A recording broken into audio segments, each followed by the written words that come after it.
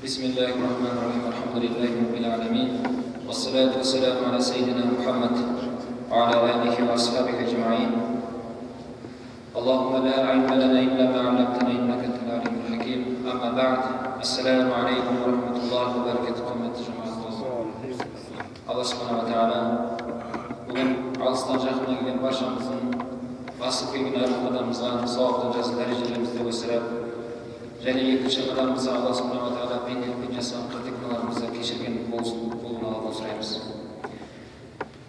Құрметті бауырлар, пайғамбарымыз саллаллаху алейхи ва саллям хадисте айтқандай ад-дину насиха деп. Бұл дін деген насихат, бір-бірлерімізді жақсылыққа шақырып жамандықтан қайтаратын дін, бұл насихат деп. Құран кәрімде Allah subhanahu wa ta'ala Аузу биллахи минаш шайтанир раджим. Бисмиллахир рахманир рахим. Кунтум хайра умматин ухриджат лин-нас та'муруна бил-ма'руфи ва танхауна анил-мункари ва ту'минуна биллах. Шығарылған үмметтің ішінде ең жақсы хайырлы үммет болдыңдар деп біздер мен сіздерді мақтап жатыр Алла Тағала. Кім ла илаха иллаллах Мұхаммед Расулуллах деп иман калима шахадат иман қабылдаған болса, осы үмметке кіреді. Алла Тағала Адам алейхиссалам мен Мұхаммед алейхиссалам арасында көптеген пайғамбарларды осы әлемге пайғамбар қылып жіберді. Әрбір пайғамбардың өздерінің үмметтері болды. Кунтум хайра умматин ухриджат лин-нас. Шығарылған үмметтің ішіндегі ең жақсысы, ең хайырлы үммет болдыңдар деп Алла субханаху ва тағала мақтап жатыр. Қай жағымызбен хайырлымыз, қай жағымызбен жақсымыз? Та'муруна бил-ма'руф ва танхауна анил-мункар ва ту'минуна биллах. Бір-бірлеріңді жақсылыққа шақырдыңдар, және бір-бірлерін жамандықтан тыйдыңдар, және иманға келдіңдер деп Алла субханаху ва тағала осы үш сипатымен бізді Алла Тағала барша үмметтің алдына қойып жіберді. Құрметті бауырлар, Аллаға шүкір, Алла субханаху ва тағала бізді адамзат қылып жаратты. Адамзаттың ішінде Алла субханаху ва тағала бізге иман байлығын берді. Пайғамбарымыз саллаллаху алейхи ва саллям хадисінде айтады, мына дүние деген нығметті Алла субханаху ва тағала өзін сүйген құлына да, сүймеген құлына да береді. Бірақ иман деген нығметті тек қана өзінің сүйген құлдарына ғана береді. Міне осы иманымыз бізді осы жерге жетелеп алып келді. Біздің баршамызды жинап тұрған бір нәрсе, біз Алланы жақсы көреміз, оның пайғамбарын жақсы көреміз. Осы Аллаға деген, пайғамбарға деген махаббат біздің баршамызды бірге осы жеріміз. Құрметті бауырлар, мынау әлемде әрбір нәрсенің өз мақсаты бар. Қолындағы ұстап тұрған микрофонның өз мақсаты адамның дауысын күшейтіп беру үшін тұр. Қолындағы сағатта бұның мақсаты уақытты көрсетіп беру.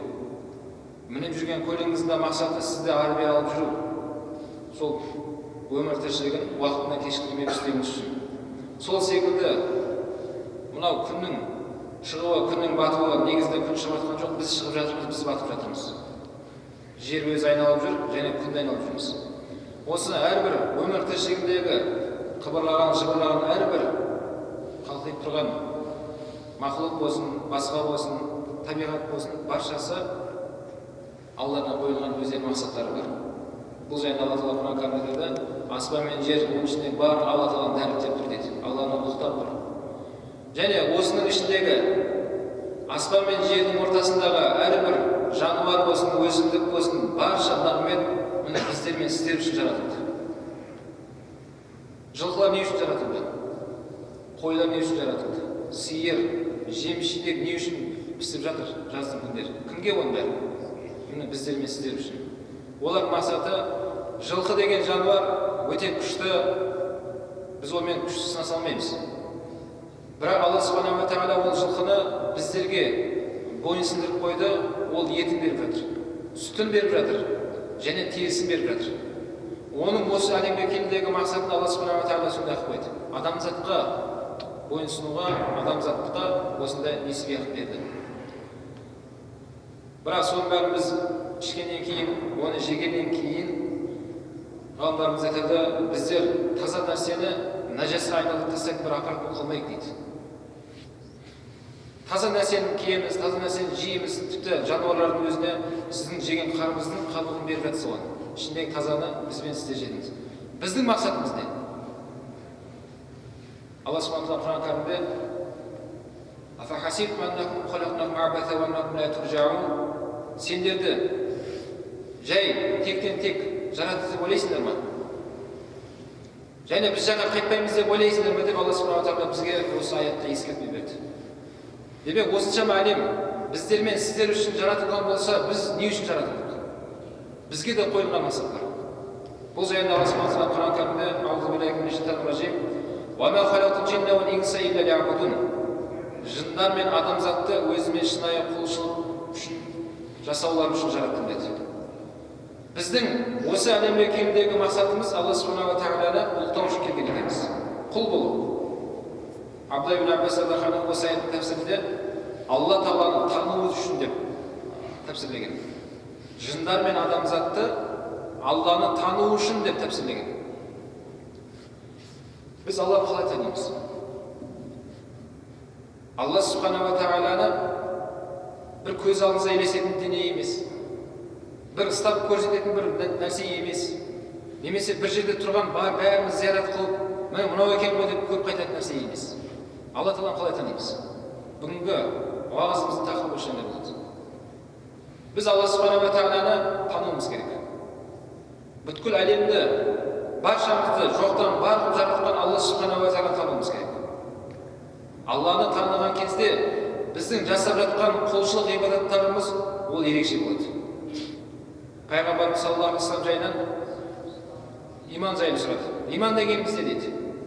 Иман деген Алланы бір деп сену, оның пайғамбарларына, періштелеріне, кітаптарына, ақырет күніне, тағдыр мәселесі. Жақсылық жамандық Алладан екеніне сенуің деді. Дұрыс айтасың. Ислам деген не дейді?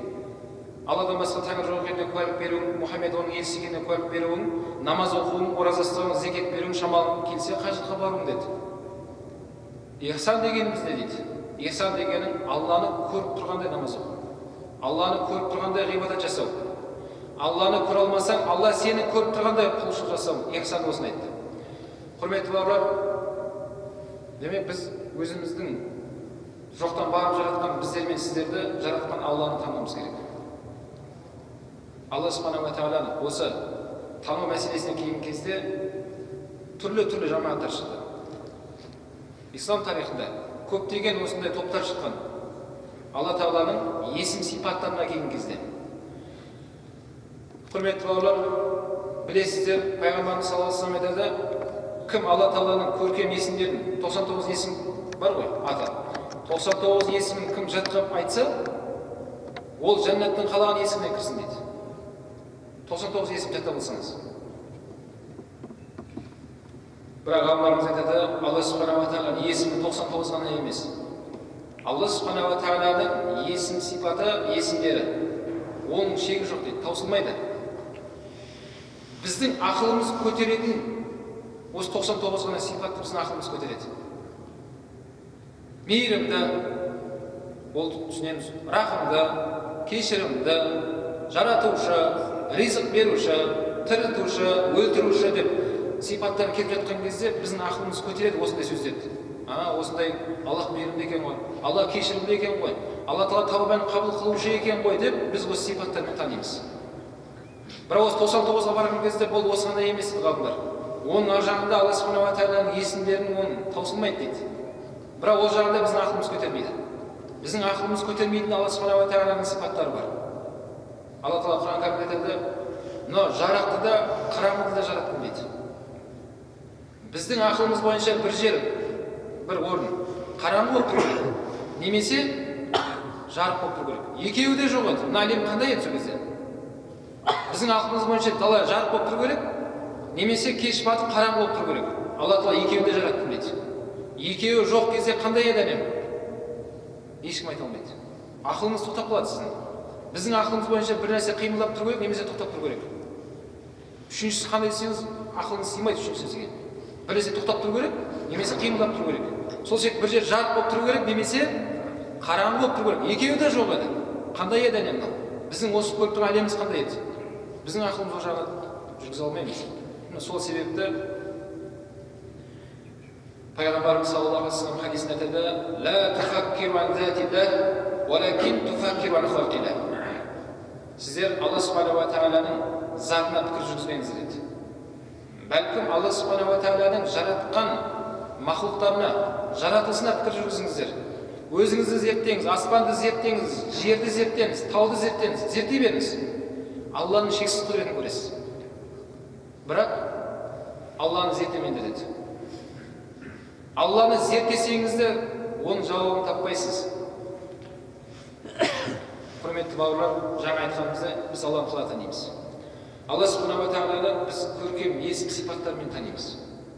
Жаңа айтылғандай, мейірімді, рахымды, кешірімді, ол көруші, ол естуші, ол білуші деген сипаттармен танимыз Алла субханала тағаланы. Және осын, Алла тағаланы осы сипаттап, осымен тануға Алла тағала бізді жаратқан екен. Жаңа аяттың мағынасын Абдулла ибн Аббас «Уама халақтул джинна вал инса илля лиъбудун» дегенде жындар мен адамзатты өзімді тану үшін жараттым деп мағына берген. Қалай танимыз? Жаңа көркем сипаттарымен, көркем есім сипаттарымен танимыз. Мынау ахлус-сунна вал жамағат, бұл пайғамбарымыздың жамағаты. Біз баршамыз бір жамағаттамыз. Жамағат деген пайғамбарымыздың артынан ілесуші үмбет деген мағына. Баршамыз кім ла илаха иллаллах Мухаммад расулуллах деген үмбет, ол пайғамбарымыздың артынан ілесуіміз керек. Пайғамбарымыз саллаллаху алейхи вассалам сіздерге екі нәрсені қалдырдым: Құран, сүннет. Осы екеуіне бекем болыңыздар, адаспайсыздар деді. Осы ахлус-сунна вал жамағаттың сенімімізде, наным сеніміміз, оны ақида деп айтылады, ақида. Наным сенімімізде біз Алла субханала тағаланы бірінші бүткіл кемшіліктен пәктейміз де, кейін оған өзіне лайықты сипатты бекітеміз. Бірінші нафи қыламыз, кейін исбат қыламыз дейді. Ал кейбір жамағаттар шықты, бірінші Алла тағалаға сипатты бекітіп алады да, кейін одан пәктеп жатқан. Мысалы жаңағыда тәсбих тарттық қой: субханалла, субханалла, субханалла. Не нәрсе ол? Мағынасы не оның? Алла сен бүткіл кемшіліктен пәксін, пәксін, пәксін деп 33 мәрте айттық. Одан кейін альхамдулилля, альхамдулилля. Сол кемшіліктен пәк болған Аллаға мақтаулар болсын, мақтаулар болсын, мақтаулар болсын 33 мәрте айтып шықтық. Аллаху акбар. Сол кемшіліктен пәк болған Аллаға мақтаулар болсын. Және ол ұлы зат, ол ұлы деп 33 мәрте айтып шықтық. Біз осындай Алла субханала тағаланы бүткіл кемшіліктен пәктеу үшін жаратылған екенбіз. Бірақ мынандай бір топтар шықты, өкінішке орай. Салафизм, вахабизм, ат-такфиризм деген сияқты осындай көптеген матхалид, сурбрид, олар өз бөлініп жатыр. Осындай жамағаттар, бұлар бірінші Алла субханала тағалаға бірінші бекітіп аламыз дейді. Олар бірінші исбат қыламыз, кейін нафи қыламыз дейді. Не нәрсе ол? Алла тағаланы бірінші сипаттап алады. Алла тағала аспанда, Алланың екі қолы бар, екеуі оң жағында, Алланың балтыры бар, Алланың жүзі бар. Ақиретте Алла субханала тағала балтырын тозаққа тұтқан кезде тозақ күйдірмейді, субханаллах деп, олардың ұстаздардың уағыздарын бәрі ашып айтып жатыр. Міне Алланың қолы бар, аспанда денесі бар деп осындай мүшелерді бекітіп алады да, сонан соң барып өзіне жараса деп нафи қыла бастайды. Бұл ахлус-сунна вал жамағаттың ақидасы емес. Біз Алла субханала тағаланы бұлай танымаймыз. Бұлай сіз Алла тағаланы бүткіл кемшіліктен пәктеп жатқанымыз жоқ. Енді осыдан жеке-жеке тоқталсақ. Алла субханала тағаланы аспанда дейтін осындай адамдар бар. Аспанда дейді. Қай аспан деп сұрағанымызда мына аспанды көрсетіп жатыр. Жоғарғы аспан бар ғой, жоғары жақ. Осын көрсетіп жатыр. Осы аспанда Алла тағала төбемізде қарап тұр дейді. Бір бауырымыз өз уағызын ашық айтып жатыр. 3-ші этаждағы бауырымыз 1-ші этажға қарағанда Аллаға бір табан жақын тұр деп есептейді. Сонда қалай? 3-ші этажда сіз тұратын болсаңыз, 5-ші этажда бір христиан тұратын болса, ол сізге қарағанда Аллаға жақын тұрмай не? Құрметті бауырлар, Алла субханала тағала Құран кәрімде айтады: аспанды да, жерді де алтын деп жараттым дейді. Аспан, жер бұлар жоқ еді бір уақытта. Осы отырған баршамыздың негізгі басталуымыз бар. Солай ғой? Дүниеге келген сіздің күніңіз бар, туылған күн деп айтылады ғой сол нәрсе. Туылған күніңіз бар ғой сіздің. Қай жылы туылдыңыз, қай күні бәрі жазылып бар. Бір күн бітетін күніміз де белгілі болады. Сол секілді мынау аспан мен жердің де өзінің туылған күні бар сондай. Яғни жаратылған өзінің сондай датасы бар. Алла субханала тағала оны жоқтан барып жаратты. Осы аспан, жер жоқ кезде де Алла тағала бар еді. Алла субханала тағала басталғысыз бар, өздігінен бар, және аяқталғысыз бар. Имам Ханифа рахимахуллаға сол замандас уақытында Муътазила жамағатында бір жігітке осындай сұрақ қойды. Алла тағала аспанда деп есептейміз деді. Алла тағала аспанда деп айтты. Абу Ханифа рахимахулла, бауырым, өйтіп айтуға болмайды. Аспан жоқ кезде Алла тағала бар еді. Пайғамбарымыз саллаллаху алейхи ва саллям айтады: «Кән Аллаху ва лам якун шей». Еш нәрсе жоқ кезде Алла бар еді. Еш нәрсе жоқ кезде Алла өзі бар еді. Сол кезде ана бауырым, жоқ, Алла тағала аспанда деп өзінің дұрыс емес сөздерін айтқан кезде Абу Ханифа рахимахулла оған сұрақ қойды. Сіздер де осыны жаттап алыңыздар, қойыңыздар сұрақ. Аспан жоқ кезде қайда еді Алла? Міне сұрақ. Аспан жоқ еді. Аспанда сіз бен біз секілді ол да жаратылған, ол да. Бұл да жаратылған. Бұл қиямет қайым келген кезде Алла тағала айтады: аспан қағайылған уақытта, жердің үстінен шыққан уақытта деп, аспанның өзі бір күн бітетін уақытын айтып жатыр. Жарамай қалады аспанымыз. Ол да қиямет қайым келген кезде аспан болып, оның мерзім бітті. Осы аспан жоқ кезде Алла тағала бар еді. Енді ана бауырларымызға олар аспанда деп есептеген кезде, аспан жоқ кезде Алла тағала қай жақта еді онда? Алла субханала тағаланың сипаты өзгермейді. Біздің сипатымыз өзгеруші. Арабтар тағайыр дейді, өзгеруші, әрбір нәрсе өзгереді. Алладан басқа әрбір нәрсе өзгереді. Бірақ Алла тағаланың сипаты өзгермейді. Пайғамбарымыз саллаллаху алейхи ва саллям айтады: сіздерге Аллаға ең жақын кездеріңіз қай жер дейді? Сәждеде тұр ғой пайғамбар. Аспанда деген жоқ қой, ең жақын кездерін аспанға қарап көтерілген кезде айтқан жоқ пайғамбарымыз. Бәлкім Аллаға ең жақын кездерін сәждеде жатқан кездеріңіз деді.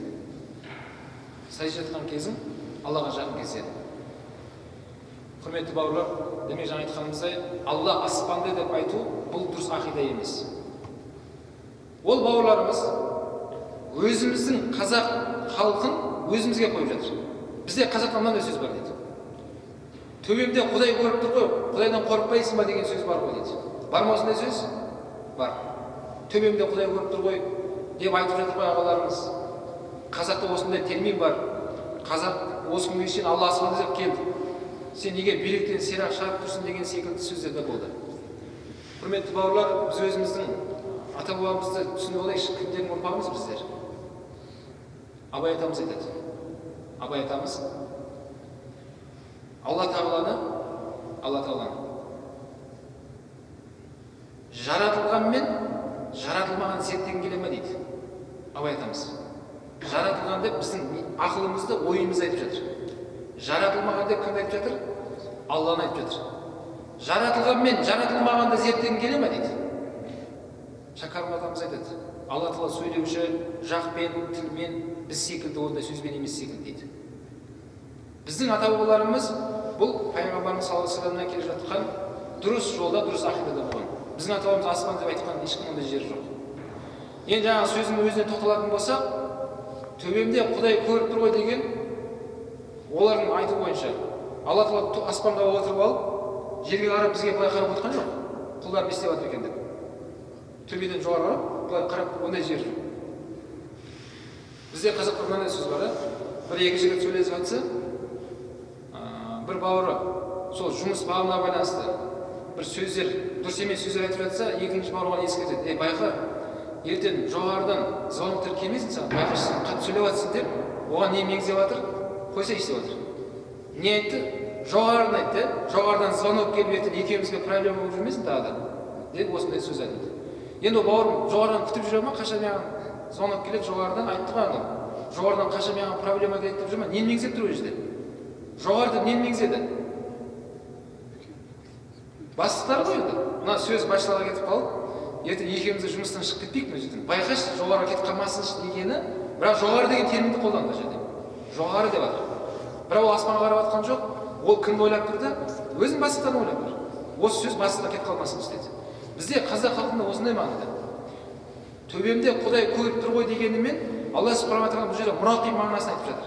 Алла тағала бақылаушы, естуші, көруші, білуші. Құдайдан қорықпайсың ба? Сен осы айтып тұрған Алла тағала біліп тұр сені, естіп тұр сені, бақылап тұр деген мағына бұл жерде. Төбемде Құдай көріп тұр деген мағына. Төбе жоғары деп жатқан ондай былай шынымен осындай тура мағынасында емес. Ол жердегі мағына айтылған сөз солай болғанымен, бірақ не болып жатыр? Астарлы малда мүлде басқа нәрсе.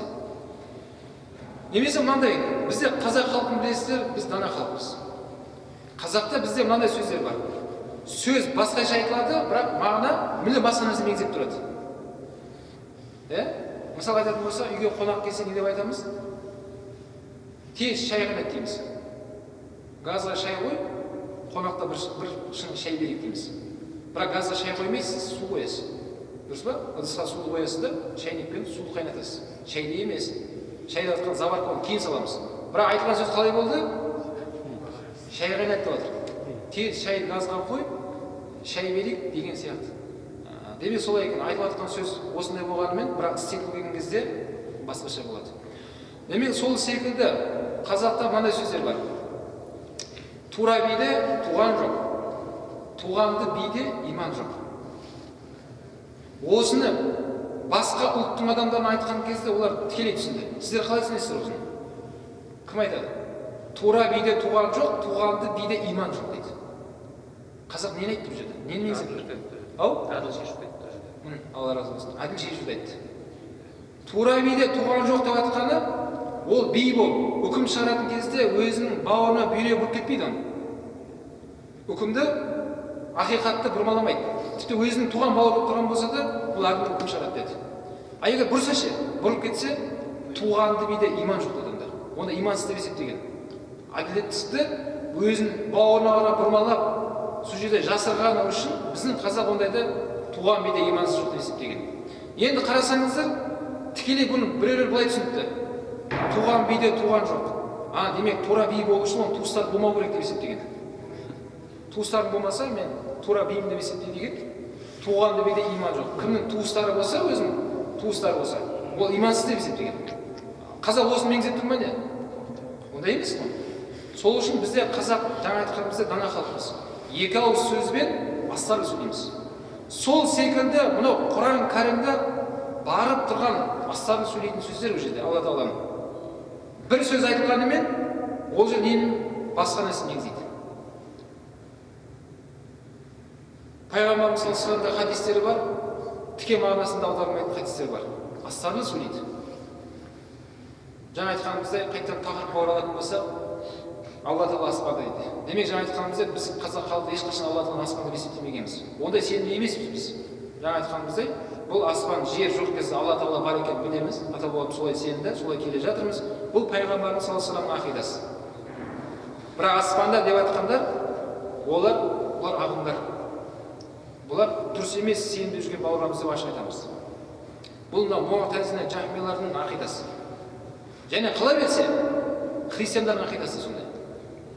Христиандардан сұрасаңыздар болады. Бауырым, сенің сенімің бойынша сендер Құдайды қай жақта деп сұраңыздаршы. Где Бог деп сұрап көріңіздер, на небесе, на троне деп жауап береді сізге. Аспанда, аспанның үстіндегі тронда өзінің аршысында отыр деп есептейді олар. Сендердің бойынша Құдайдың қолы бар ма деп сұрап көріңіздер, қолы бар дейді. Қандай, менің секілді мынандай қол ма десе, жоқ бұндай қол емес дейді. Өзіне жараса дейді. Өзіне жараса отыр, өзіне жараса қолы бар, өзіне жараса аяғы бар, бәрін өзіне жараса деп жаңа сөздер айтып. Христиандар сенім осындай ақидалар. Демек жаңа айтқанымыздай, қазір салафизм, уахабизм ағымда жүрген бауырларымызда сенім осы. Алла аспанда деп айтады. Алланың екі қолы бар, екеуі де оң жағында дейді. Сол жағында қол жоқ дейді. Екі қол, екеуі де оң жағында, ашық айтып жатыр. Қалай десең, бауырым қалай деп айтуға болмайды дейді. Сен философияға кіріп жатсың, бұл шайтаннан болатын сұрақтарды дамытып жатсың, олай айтуға болмайды, иман келтір дейді. Солай сене сал дейді. Өткенде бір бауырымыздың осындай мәселеде сөз болды, Аллаға шүкір бауырымыз түсінді. Ол бауырымыз айтады: Алла субханаху ва тағаланың қолы бар.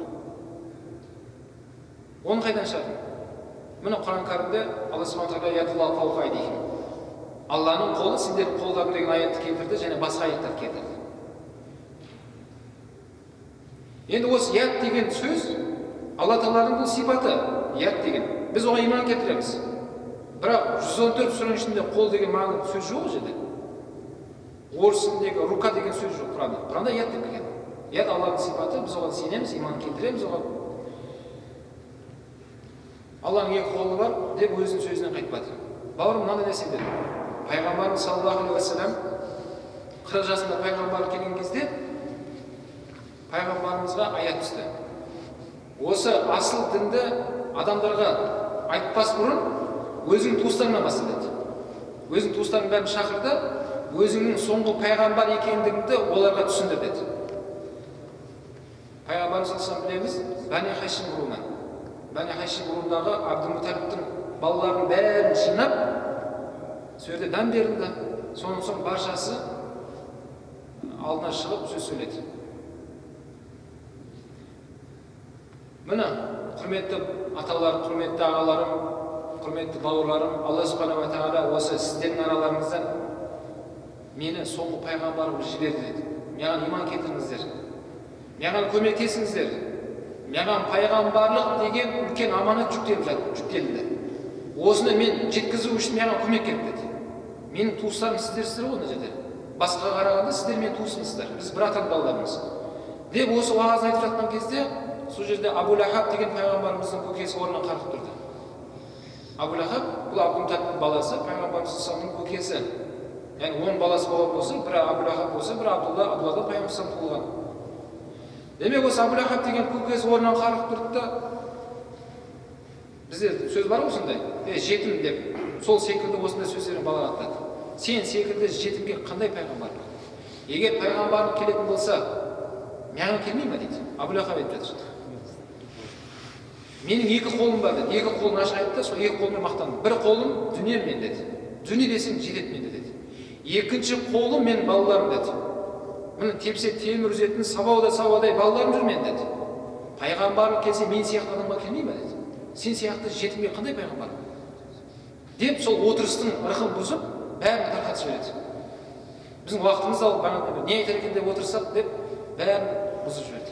Сол кезде пайғамбарымыз саллаллаху алейхи вассаламға мынандай аят түсті. Аузу биллахи минаш шайтанир ражим. Таббат яда аби лахаби ва табба. Ма агна анху малуху ва ма касаб. Sayasla naran zata lahabi wa muratuhu hammalatul hatab. Fi jidiha hablum min masad degan аят түсті. Масад сүресі түсті. Абу Лахабтың екі қолы құрысын құрыды деді. Енді сол тәпсірінде ғалымдар айтады, Абу Лахабтың екі қолы құрып кеткен жоқ дейді. Сөзде ят деген сөз кетті. Абу Лахабтың екі қолы құрып кеткен жоқ. Оның мақтанған екі ажақтағы қолы құрыды деді. Немен мақтанды ол? Дүниесімен мақтанды. Екінші қолы балаларымен мақтанған еді. Осы екеуі құрып кетті. Және ол Абу Лахаб тозаққа кіреді, оның әйелі оған отын арқылы кіреді. Деп Алла субханаху ва тағала осы аят пайғамбарымызға түсті. Пайғамбарымыз жұбатқан маған оны сондай секілді болып көрінді дейді ғалымдар. Демек, құрметті бауырлар, жаңа айтқанымыздай, Алла субханаху ва тағалаға бұндай қол бекіту бұл дұрыс ақида емес. Қол деген не нәрсе ол? Бізде білеміз, бір адамның қолы жоқ болса, не деп айтамыз оған? Мүгедек деп айтамыз. Мүгедек қой. Бір салжағы түсіп қалса да, жаңа барып тіркеліп мүгедек деген нені турлайды ғой. Кішкене көмек болсын үкімет тарапынан деп. Қолы жоқ адамға мүгедек деп айтады бізде. Инвалид ол. Яғни оның бойында не бар енді? Кемшілік бар. Қолы жоқ адамды біз бүтін деп айтпаймыз енді. Ол көп нәрсеге жарамайды енді. Көп жұмыстарға да ол тозылып қалады, жұмыс істей алмай қалады. Демек, осы қолға біз мұқтажбыз. Алла субханаху ва тағала бізге осы қолды берді. Осы қолында өзінің атқаратын жұмыстары бар. Енді осы сөзді алып алып, Аллаға да осындай қол бекіту ол дұрыс нәрсе емес. Себебі Ихлас сүресінде Алла айтып жатыр: "Қул хуаллаху ахад, Аллаху самад. Лам ялид ва лам юлад ва лам якул лаху куфуан ахад." Айт оларға деді. Құл, пайғамбарымыз айтты, үмметіңе айт, адамдарға айт. Алла жалғыз деп айт оларға. Аллаху самад деп айт. Алла мұңсыз деп айт деді. Ол туылмады, оның теңдесі жоқ деп айт оларға деді. Демек, осы жерде ас-самад деген мағынасы Алла тағаланың мұңсыз. Мұңсыз деген не нәрсе ол? Мұңсыз деген еш нәрсеге мұқтаж емес. Біз мұқтажбыз, біз қолға мұқтажбыз, аяққа мұқтажбыз, көзге мұқтажбыз, құлаққа мұқтажбыз, көп нәрсеге мұқтажбыз. Алла субханаху ва тағала бұның бәрінен пәк. Алла тағала еш нәрсеге мұқтаж емес. Ас-самад деп айтқан мағынасы ол. Оларға айт, Алла тағала еш нәрсеге мұқтаж емес деп оларға айт деді. Демек, Алла тағаланың егер қолы бар десең, ол Алла тағала сізді ұлықтап жатқаныңыз жоқ. Алла не істеп жатсыз? кемсітіп жатсыз. Бұл кемсіту, бұл пайғамбарымыздың алып келген дін емес. Бәлкім біздер Алла субханаху ва тағаланы бүткіл кемшіліктен пәктеп ұлықтау үшін келгенбіз. Субханаллах деген мағынасы сен бүткіл кемшіліктен пәксің деп атқан мағына. Құрметті бауырлар, демек жаңа айтқанымыздай Аллаға мүше бекіту, дене бекіту, бұл барып тұрған адасу, барып тұрған ағым бұл. Қол бар, қандай қол деп сұрай бастасаң, бауырым сен философия кіріп жатсың, бидағат нәрсені айтып жатсың, ол айтуға болмайды деп ақыл жүргізбеу керек деп бірден өзінің ойын айта бастайды. Сен басында айтпау керек еді сол нәрсені, қол деп айтпау керек еді. Қаншама өзімізді сол жас кезімізде, онан балалар кезімізде кішкентай мешітке ғашық болдық. Мешітке барып имамдардың уағыздарын тыңдап, Субханаллах ва бихамдихи субханаллахил азим деп кім айтатын болса, тілге жеңіл, ақыретте оның сауабы өте ауыр болады деп имамдар айтқан кезде, келесі жұмаға шейін соны айтып жүретінбіз. Асығып, көп айтуға тырысатынбыз. Және келесі жұмада, жұманың алдында ертерек уағыз тыңдауға келіп асығатынбыз. Тағы бүгін не айтар екен имам деп. Бірақ қарап отырса, қазір таңда жастарымыз, қазір таңда осындай бір ағымдар кіріп кетті. Қазіргі таңда одан да қауіпті нәрсе бұл Алла субханаху ва тағаланы көз алдына елестететін бір сондай құбыжыққа кіргізіп қоятын жамағаттар шықты. Алла асырасын. Алланың қолы бар, екеуі де оң жағында, осылай деген секілді. Алла Тағала аспанда, оның екінші, оның бір тобы, Алла Тағала оның үстіндегі аршыда отыр. Түннің 3/1 бөлігі болған кезде Алла Тағала аршыдан аспан қабатына түседі.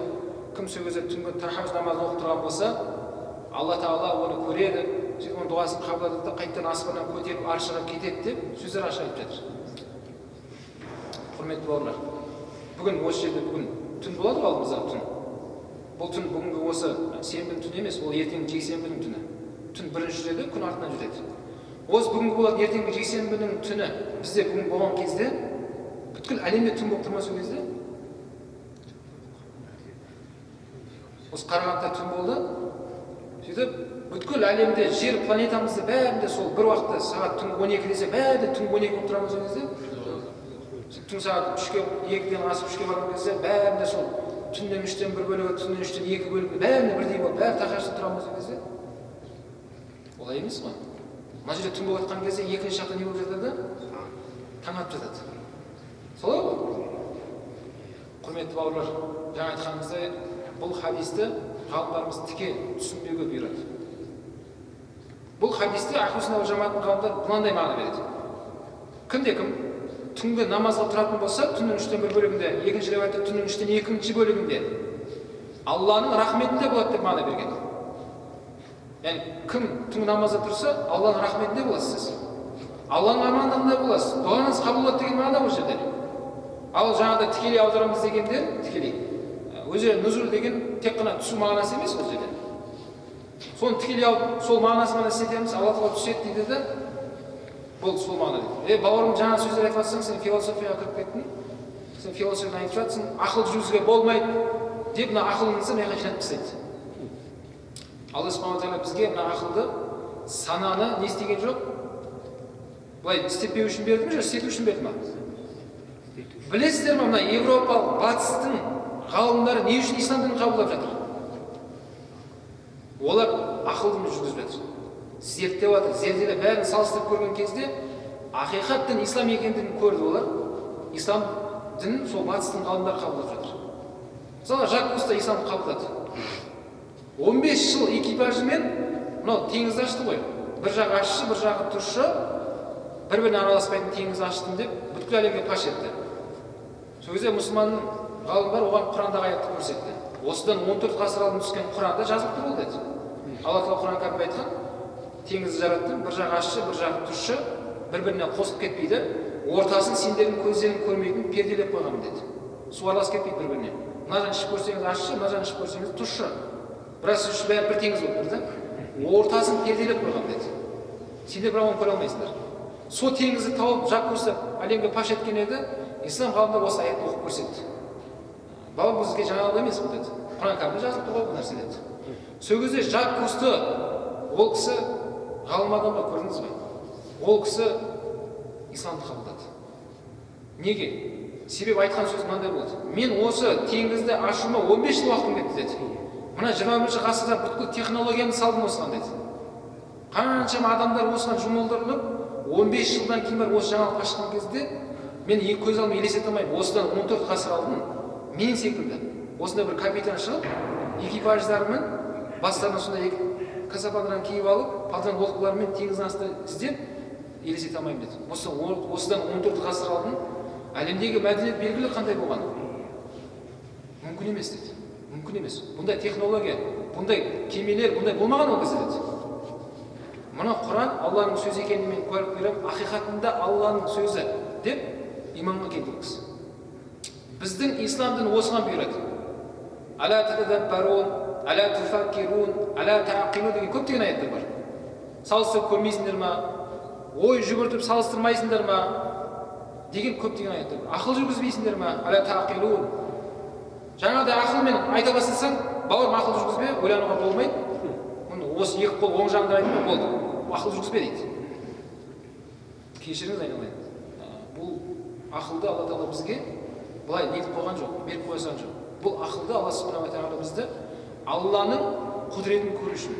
Сіз ақылмен жүргізген кезде салыстырып қарасаңыз, сіз ақиқатты көресіз. Бізге сол үшін берген. Сол үшін әрбір нәрсені сіз ақылмен салыстырып, діннің кез келген мәселені ақылмен қараған кезде сіз оны мойындайсыз. Біздің ислам діні ешқашан ақылға қарсы сөйлемейді. Әрбір нәрсені сіз ақылыңыз мойындап отырады. Иә, солай ғой, иә. Арақты харам деді ма, оның ешқандай діні жоқ адамның өзі айтсаңыз дұрыс айтасыңдар дейді. Арақ дұрыс емес нәрсе ғой ол дейді. Соны ішіп алып қаншама күнә жасалып жатыр дейді. Құрметті бауырлар,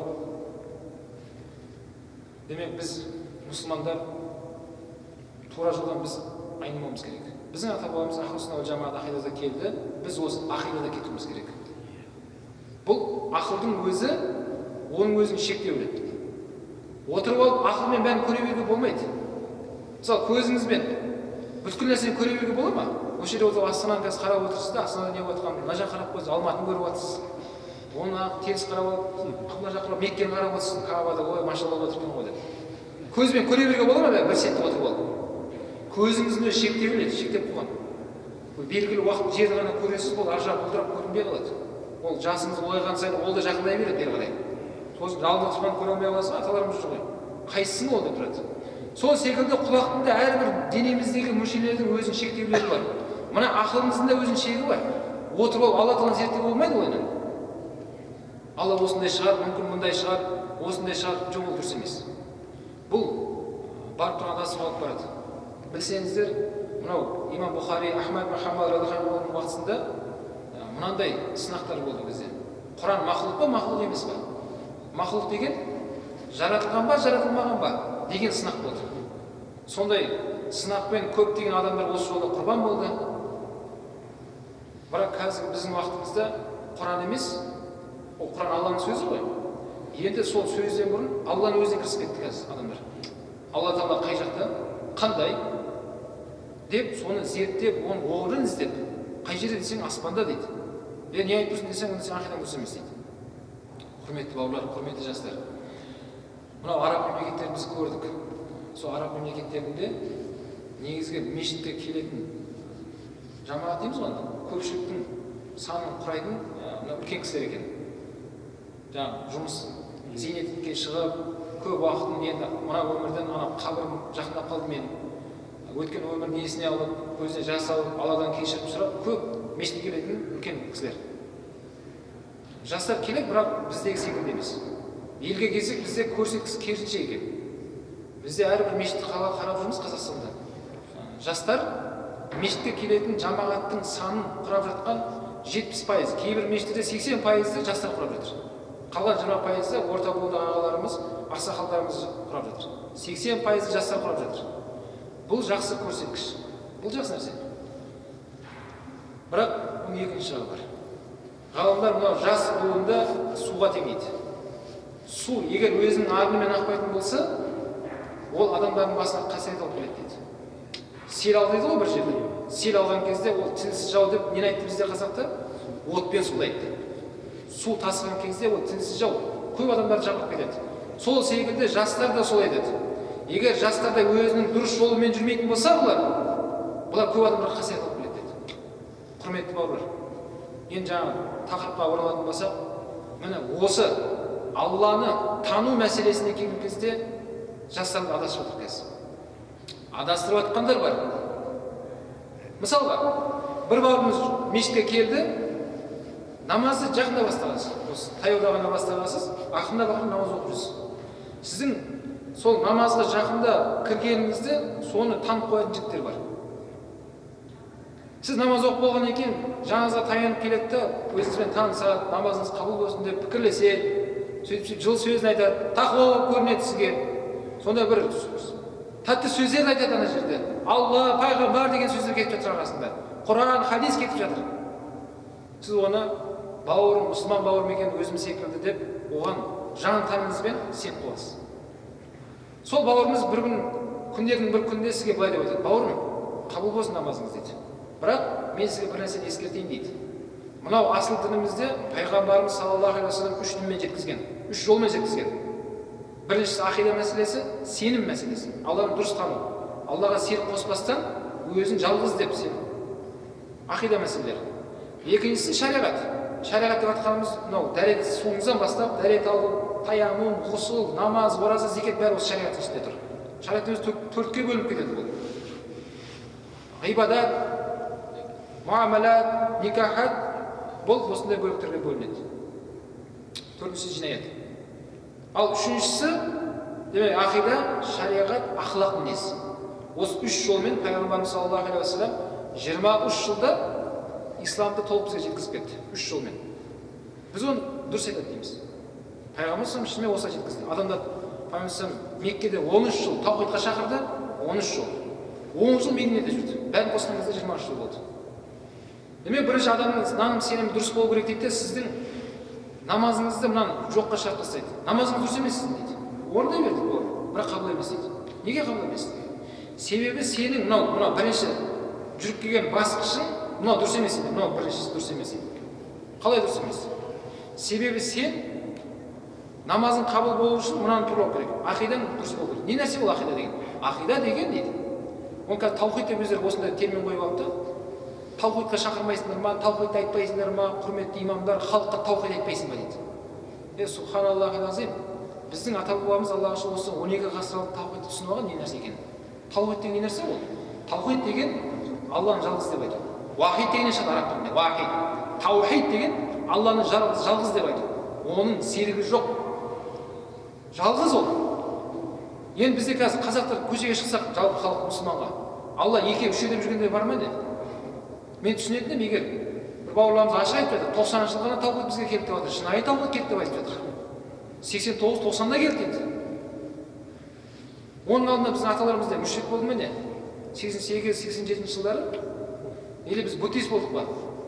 Егер сол будда дінде жүріп, біз 90 жылдары дін, ислам дінін қабылдасақ, мен ол кісінің 100% түсінетінім. Бауырым дұрыс айтасың. Біз мына халыққа таухидта дейік. Бұл әлі соны бұтқа, тасқа бірдеңе табып жүрген секілді.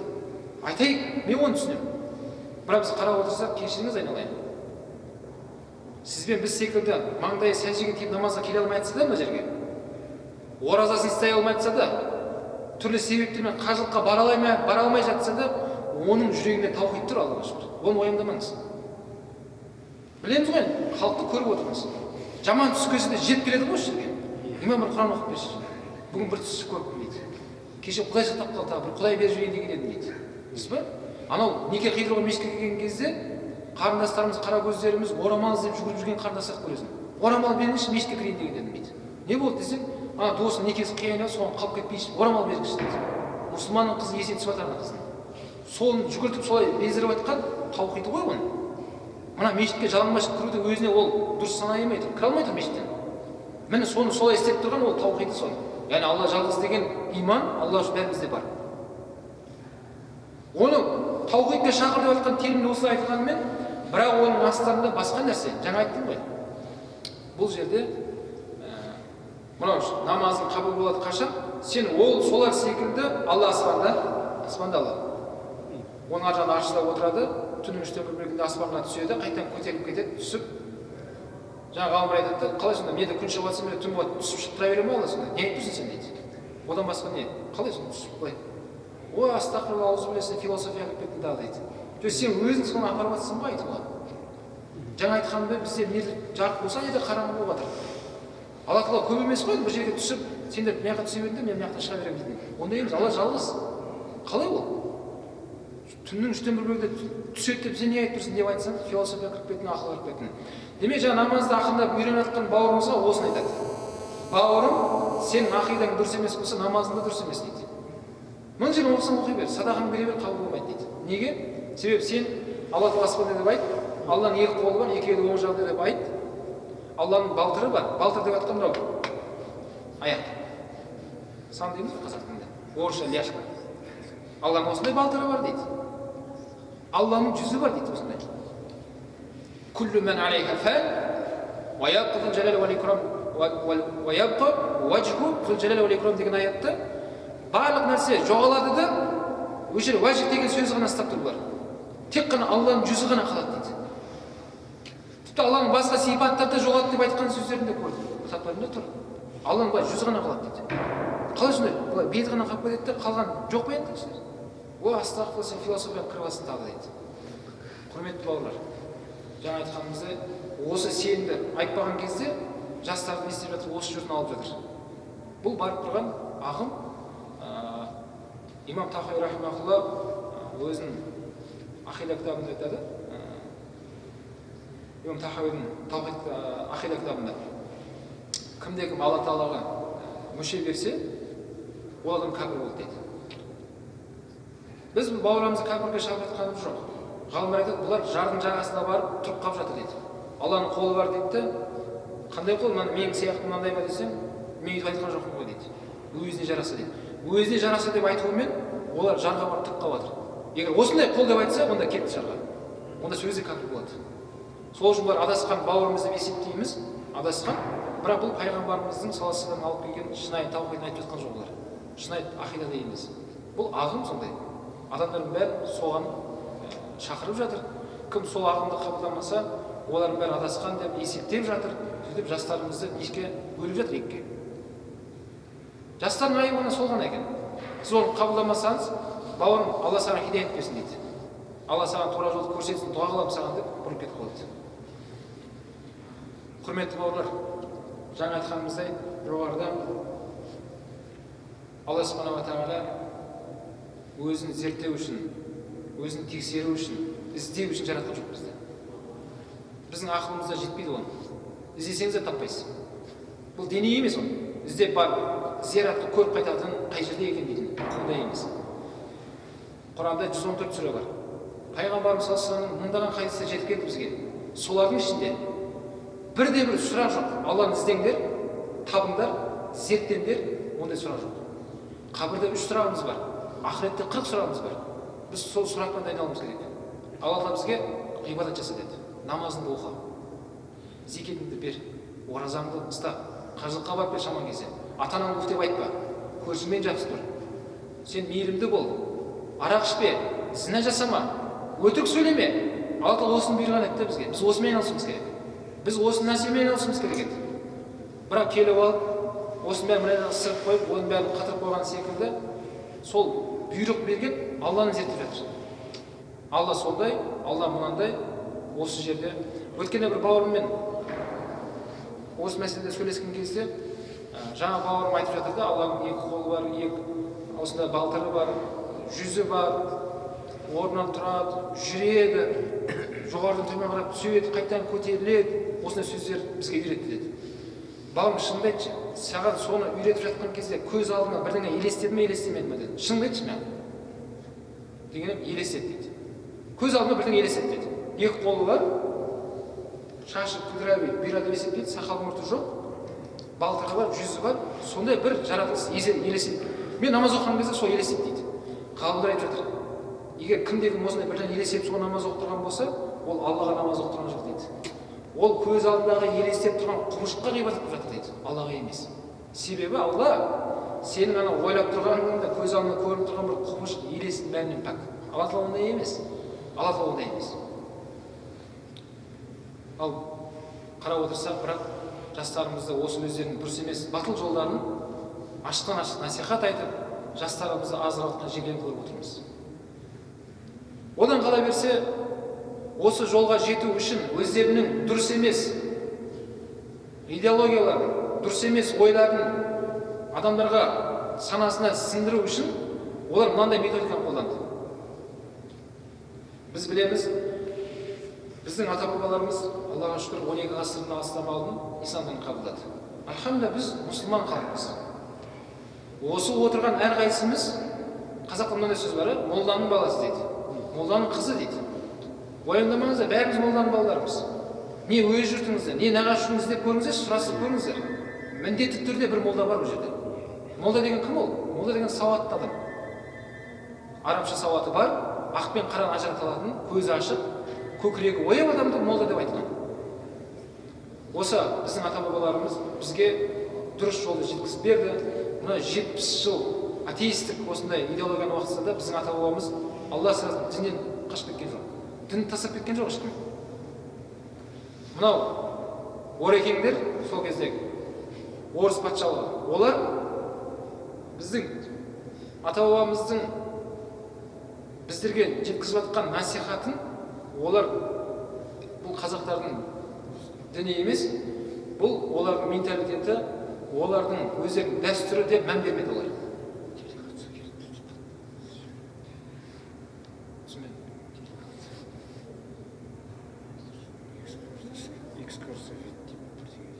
Аузында ма?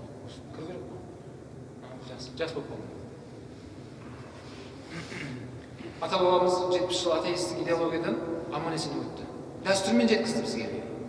Дәстүрмен үлкенді сыйлау, кішіні ізет ету, асқа отыратын кезде қолды жуу, бисмилля деп айту, оң қолыңмен жеу, алдынан жеу, үлкен тұрған кезде кісі сөйлемеу керек.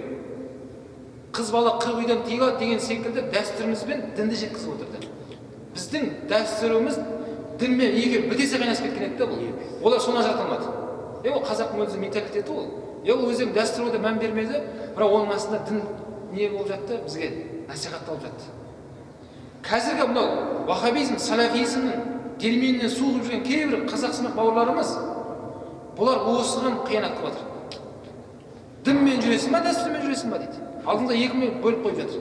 Бауырым дейді, егер дәстүрмен жүретін болсақ, дінді мына жаққа сыртқа салайық дейді. Әр ұлт өзінің дәстүрімен жүрсін дейді. Дін не үшін бізге келді дейді. Құран не үшін келді? Пайғамбар не үшін келді? Егер менталитетпен жүретін болсақ деп, жастарды одан бетер аздырып жатыр. Дұрыс емес бағытқа салып жатыр. Енді осы зерделеп қарайтын болсақ, біздің ата-бабамыз шаманизмнен исламға өттік. Солай ғой? Шаманизмнен ислам дініне өткен кезде біздің ата-бабамыз мынандай деп айтты. Дәстүрдің тозығы бар, озығы бар екіге бөліп тастады. Тозығы бар деп жатқан не нәрсе ол? Құран, хадис, пайғамбар тастаған екі жол бар деді. Осы екеуіне бекем болудан адаспайсыңдар. Сол дәстүріміз осыған қарсы келсе, ол тозығы бар деп есептеген. Оны қолданбайды, айтпайды бір-біріне. Озығы бар деп жатқан мынаған қарама-қайшы келмеген кезде ол жасала береді. Ол арабтарда дәстүрін көріп тұрмыз. Әр ұлттың өзінің дәстүрі бар. Оны Алла тағала Құран кәрімде айтты. Сендерді бір еркектен, бір әйелден жараттым. Түрлі ұлтқа және ұлысқа бөліп тастадым. Бір-бірлерін тану үшін деді. Тағарафу байнакум. Енді қарайтын болса, Алла тағала ұлтқа бөліп, ұлысқа, ұлыс деп жатқан біздің дәстүріміз. Осы дәстүрге енді балта шауып жатыр қазір. Бауырым дейді, дәстүрді айтпамаған дейді, дінді айтпаған дейді. Енді қарайтын болса, осы дәстүрімізде бір мәселе әлі тапқан жоқ олар. Құранға, хадиске қарама-қайшы келетін ешқандай мәселе жоқ. Бірақ мәселе айтайын, соны тоқтатамын. Мысалы, мынау бетті сипау мәселесі. Өткенде бір бауырларымыз арасында сөз болыпты, кемияға келіп сол нәрсені сұрап жатыр, дәлеліміз бар ма деп. Бетті сипау бар ғой. Бұл дінімізде бар. Айша анамыз айтады, пайғамбарымыз саллаллаху алейхи вассалам қашан дұға қылатын болса, қолын иықтың тұсына шейін көтеретін еді. Бетін сипамастан төмен түсірмейтін еді қолын. Абу Даудта келген, басқа имамдарда келген, осындай риуаятта көптеген хадис келген. Бетті сипау жайында. Пайғамбар өзі істеген осы нәрсені, сахабалар істеген жайында. Демек жаңа айтқанымызда бұл дінімізде бар екен. Енді дәстүрге оралайық. Біздің дәстүрде осы қол жай бетті сипау бар ма жоқ па? Дәстүрде бар ғой. Осы бетті сипау, қол жай бетті сипау Құранға, хадиске қарама-қайшы келе ма? Қарама-қайшы келмейтін болса, ол орындала береді. Ешқандай ол жерде әңгіме жоқ. Ешқандай сөз жоқ ол жерде. Себебі арабтарда сондай дәстүрлер ол орындала берді. Неге? Құранға, хадиске қарама-қайшы келмейді. мынандай нәрсе бар ма? Бір адам бұзылып кеткен, жаман жолға жүріп кеткен, не болды оған десе, сол қолын жайып бетін сипай беретін еді, не өткен ескерткем оған. Соның арқасында осындай халге түсіп кетті, ол алқаш болып кетті, боң жүріп кетті. Бар ма осындай нәрсе? Не нәрсе ол? Бәлкім біз қол жайып, мынау қол жайып бет сипаған кезде біздің неміз еске түсіп жатыр? Мұсылманның баласы екенін есіңе түсіп жатыр сен. Кәдімгі жастарымыз тізерлеп отыра қалып жатыр. Қолын жайып, үлкеннен бата ал деген бар бізде қазақта. Осының бәрі діннен алынған нәрсе. Осы нәрсені бидағат, бұл ширк, бұл дұрыс емес нәрсе, бұл жоқ нәрсе. Құранмен жүр, хадиспен жүр керек, дінмен жүр керек деп жастарымыз не істеп жатқан жағдайлары бар. Өкінішке орай. Сол үшін құрметті бауырлар, мынау жағдайға кісілер келіп тұр екен, соған байланысты Алла Тағала баршамызды өзінің тура жолынан адастырмасын.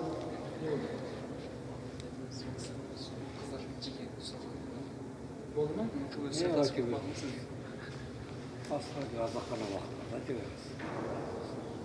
Құрметті бауырлар, жаңа айтқанымдай, демек дінмен жүресің ба, дәстүрмен жүресің ба деп айтудың өзі дұрыс емес. Әрбір ұлттың өздерінің дәстүрлері бар. Себебі жарайды, өше имамдар түсінеді, біледі. Соның мамандары білетін шығар. Құран араб тілінде жазылған, пайғамбар хадис араб тілінде жазылған. Бірақ жалпы халық түсіне аласыздар ма соны? Не жазып тұрған? Қазақта мынандай сөз бар, молданың айтқанын істе, істемеген істеме дейді. Істеген істеме дейді. Бірақ осы сөзді әркім өз ниетіне қарай түсінеді екен. Жаман ниетте жүргендер жаман түсінеді екен да. Әбеттесін имам, әбеттен кейін Иван деген сияқты сөздер алластырады. Не нәрсе ол? Қалай сонда имамның айтқанын істеді, істеген істеме. Сонда имам не істейді сонда? Жаман нәрсе істейді деп ойлайсыздар ма? Күнә істемейді ол. Оны істеме сен деп жоқ ондай мағынада емес ол. Ол мынандай мағынада. Жаңа айттық қой, имам молда деген ол білімді адамдар. Білімді адам. Кәдімгідей отырып оған уақыт ажыратады. Күндіз пайғамбар хайырласы бар, кейде имамдар жаңа кішкене демалып болады. Түнімен мәселе қарау үшін. Кітап қараса, салыстырады, бір мәселе өзінде қанша нелерді қарап шығу керек. Енді соны бүткіл мемлекет болып істеп көріңіздерші. Келесі күн мемлекет болып демалыс болады бәрімізде. Аэропорттың бәрі тоқтап тұр. Нелердің бәрі тоқтап тұр. Емханада ешкім жоқ. Бәрі ұйықтап жатыр да себебі. Неге? Түнімен мәселе қарағанда бәрі. Бәрі Құран қараған, хадис қараған, ізденген, бір-бірінен сұраған, соны айтқан. Яғни имам сияқты оны істеген істемей қойыңдаршы. Айтқан істей бер деп айтқан сол. Ол түнімен біздің бәріміздің атымыздан іздеп жатыр ғой сол. Сол өз жауап береді ақыретте. Соны айтқан істей берейікші. Істеген істемей қой деп жатқан осындай мағынада негізінде. Жаңадай мағынада емес. Құрметті бауырлар, демек біздер жаңа айтқанымыздай өзіміздің келе жатқан жолдан адаспауымыз керек. Біз келіп алып қазір бір жаңалық ашайын деп тұрған жеріміз жоқ. Біз өзіміздің шаң басып жатқан ата-бабаларымыздың қалдырып кеткен жолды әлі таба алмай жатырмыз керек. Көп кітаптарымыз әлі шаң басып жатыр. Оны жарыққа шығаратын кім? Бізбен сіз, міне жастар. Біз жаңағыда екіге бөлініп алып, бір жағы вахабизм, бір жағы салафизм, тағы бірдеңе измдар көбейіп, не нәрсе ол? Онымен айналыспауымыз керек. Біз өзіміздің ата-бабамыздан жеткен, олардың айтып кеткен сөздерін біз әлі жарыққа шығара алмай жатырмыз. Олар 70 жыл Құдай жоқ деген атеистік идеология сондай болды. Алла дегендер атылып жатты. Намаз оқығандар халықтың жауы болып қамалып жатты. Ата-бабамыз айтып отырады, аталарымыз айтып отырады.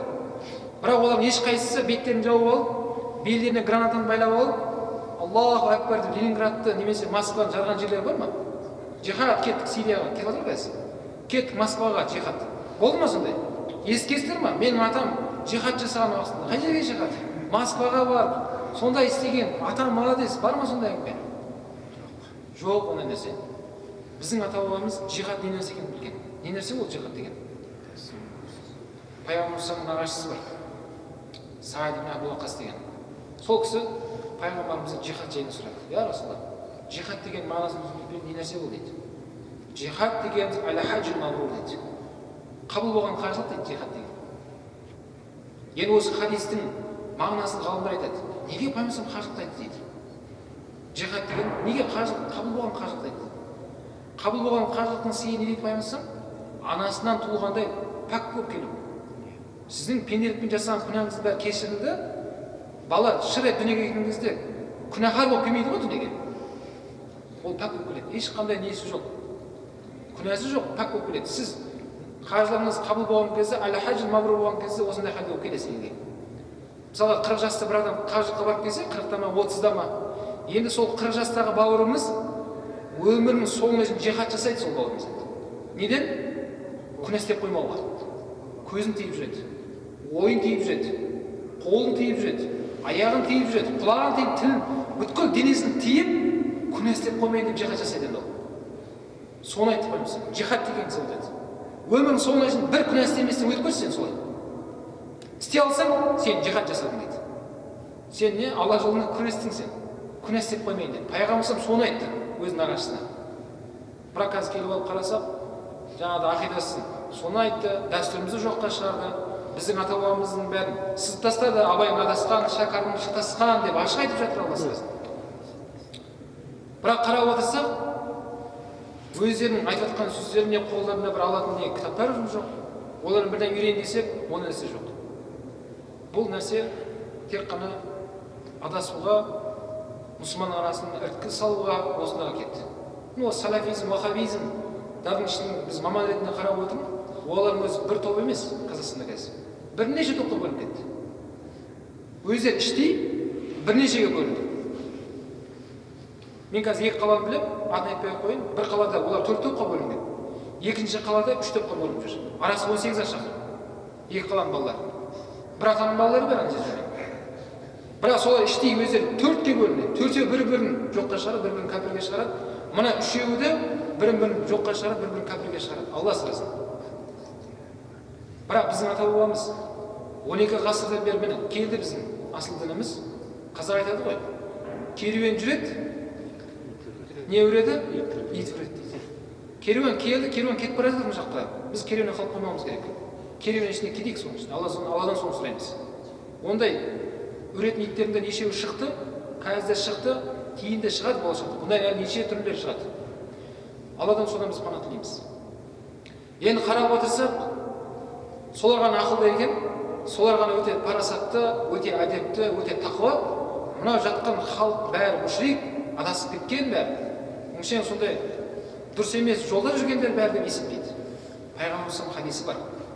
Мынау халықты кім ақымақ десе, ол өзі ақымақ дейді. Әлемде осы жер планетамыз алып қарайтын болсақ, әлемде мұсылмандар 4 мазхабпен кетіп бара жатыр. Ақида біреу, сенім біреу. Алла жалғыз, оның серігі жоқ. Пайғамбарлар хақ, кітаптары хақ, оның періштелеріне, ақырет күніне, жақсы жамандық Алладан деп, иманның алшағында иман келтіріп, исламның 5 қағидасын орындап мұсылмандар келе жатырмыз. Мазхаб деп айтқанымыз енді бұл Құранда сүннетте түсіну жолы 4-ке бөлінді. 4 сахабаның жеткізген жолдарда бұларда. Бұдан да көп мазхабтар болған. Бірақ олар жиылып, тоғыстырып 4-ге түскен. Енді қарайтын болсақ, мазхаб дұрыс емес, Құранмен жүресің бе, мазхабпен жүресің бе деп бұл екінші жолдар. Жаңа айттым ғой, демек бұлар неге шақырып жатыр дедік? Өзінің ақидасын шақырды, одан кейін дәстүріңізді жоққа шығарды, енді мазхабқа тиісіп жатыр. Бауырым, сен намаз оқып жатсың ғой былай дейді. Осылай істеп. Осы дұрыс емес дейді. Неге дұрыс емес? Пасунна оқу керек. Достоверный хадиспен жүру керек дейді. Сендер не достоверный хадиспен жүріп жатсыңдар? Сендер сондай жаңағыдай адасқан жолда жүрсіңдер деп ашық айтып жатыр. Енді осы жолымызды көрейік. Құрметті бауырлар, қарасақ, әрбір саланың өз мамандары бар, дұрыс па? Маман бар ма? Қазір осы жерде 4 бауырымыз бірге шығып, Құран оқысаңыздар, 4-еуінің ішінде 3-еуінің дауысы өте керемет. Жақсы оқиды Құранды. Дауысы ырғағы, қоңыр дауыспен ырғақ қылып әдемі Құран оқып берді. Ішінде біреу анау 3-еуі секілді дауысы ондай қатты әдемі емес, бірақ қағидалармен әдемі оқыды олар. Енді соңында кім қалай оқыды деп сұрақ келген кезде, жамағаттың көпшілігі ана 3-еуіне дауыс беріп жатыр да. Тамаша оқыды, дауыс керемет. Не деген жақсы оқыды. Мен маман ретінде ана 4-ші айттым, жоқ, мынау жақсы оқыды деп. Неге? Себебі Құранның тәжвиді бар. 28 әріптің өзінің шығатын орындары бар. Жуан әріп бар, жіңішке әріп бар. Тәжвид қағидаларын бәрін ескеріп отырып оқыған ма бауырымыз? Ана 3-еуі қалған 3-еуі. Олар дауысқа, ырғаққа берілемін деп ол тәжвидке, оның дұрыс оқылу грамматикасын ешқайсы мән берген жоқ. Дауысын созатын жерін созып жатыр, созбайтын жерін тоқтап қалып жатыр, солай дауысқа мән берді деп айтамыз. Маман осылай екен. Маман айтса да көреміз ғой, айтса да. Екі айтыс, біреу жаңағыдай эмоцияға беріліп қалып нетіп отырса, кейін соңына бал берген кезде анаға көп болып кетсе, неғып ондай деп жатады да. Ана отқан мамандар біліп отыр кім не айтып отырғанын. Сіздер жалпы сыртқы көрініске мән беріле береді де ол жерде.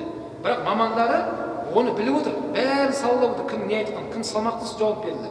Ананың сұрағына дөп басып айта алды ма, айта алмады ма, оның бәрі ескеріліп отырады ана жерде.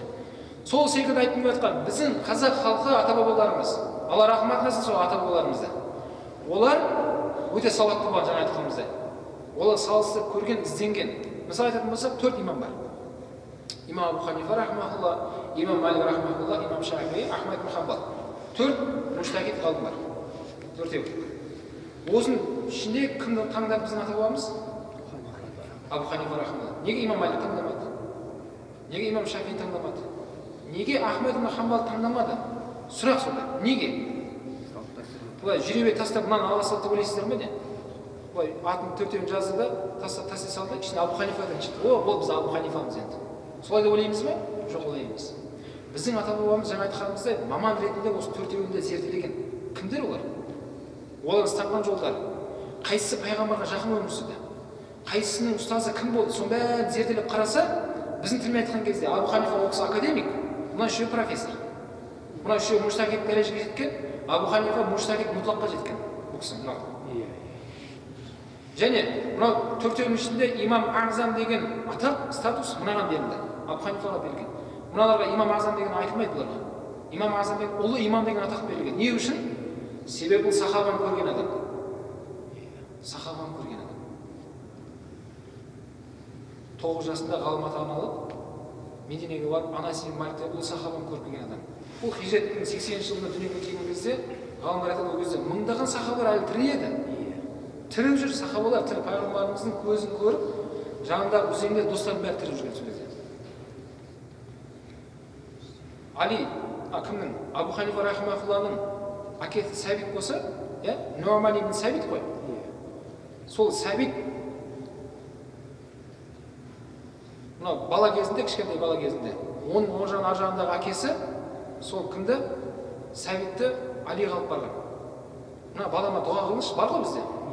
Сол кезде жаңағыдай құрманы етіп аузына салып дұға қылған екен. Ұрпағыңнан ғалымдар шықсын сенің. Одан кім туылды деді? Абу Ханифа шықты. Демек, Абу Ханифа рахимахулланың әкесі де, атасы да Алимен араласқан адам болған. Али радханов үлкен ғалым ол. Ол Куфада ғалым болып жүрді, одан кейін Абдулла ибн Аббас жіберді ғой, Омар радханов басында. Сол Алидің шәкірттері ғой оның ақилдері. Не айтқыңыз келеді? Алиді көзімен көргеннің баласы ғой ол. Өзі туылған кезде сахаба тірі жүр ғой әлі. 9 жасында барып, Анас ибн Маликті барып көріп келген адам ғой ол. Сахаба ол. Тірі жүрген сахабаны көрген адам. Сол үшін маған имам Азам деген статус берілген. Ұлы имам бұл. Мына үшеуі ондай емес. Бұлар табиғиндар. Мына кісі табиғин. Табиғин деген сахабаны көрген адамдар. Атбаға табиғин деп айтқан табиғин деп көрген адамдар. Мына үшеуі сахабаны көрмеген бұлар. Бұлар кімді көрген? Бұлар табиғин деп көрген. Бұлар ұстаздар табиғиндар. Демек бұдан шығатын мәселе біздің ата-бабамыз не болған екен? Осы 4-еуін зерделеп, ішінде қайсысы пайғамбарға жақын өмір сүрді? Қайсысының ұстазы қалай болды, соның бәрін зерделеп, Абу Ханифаны таңдады.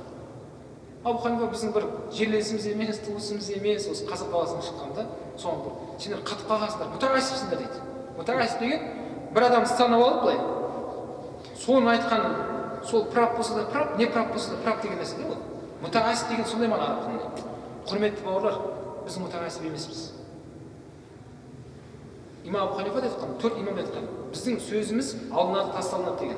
Егер біздің айтқан сөздеріміз, біздің сіздерге жеткізіп жатқан білімдеріміз Құранға, хадиске қарама-қайшы келетін болса, ол тасталынады деген.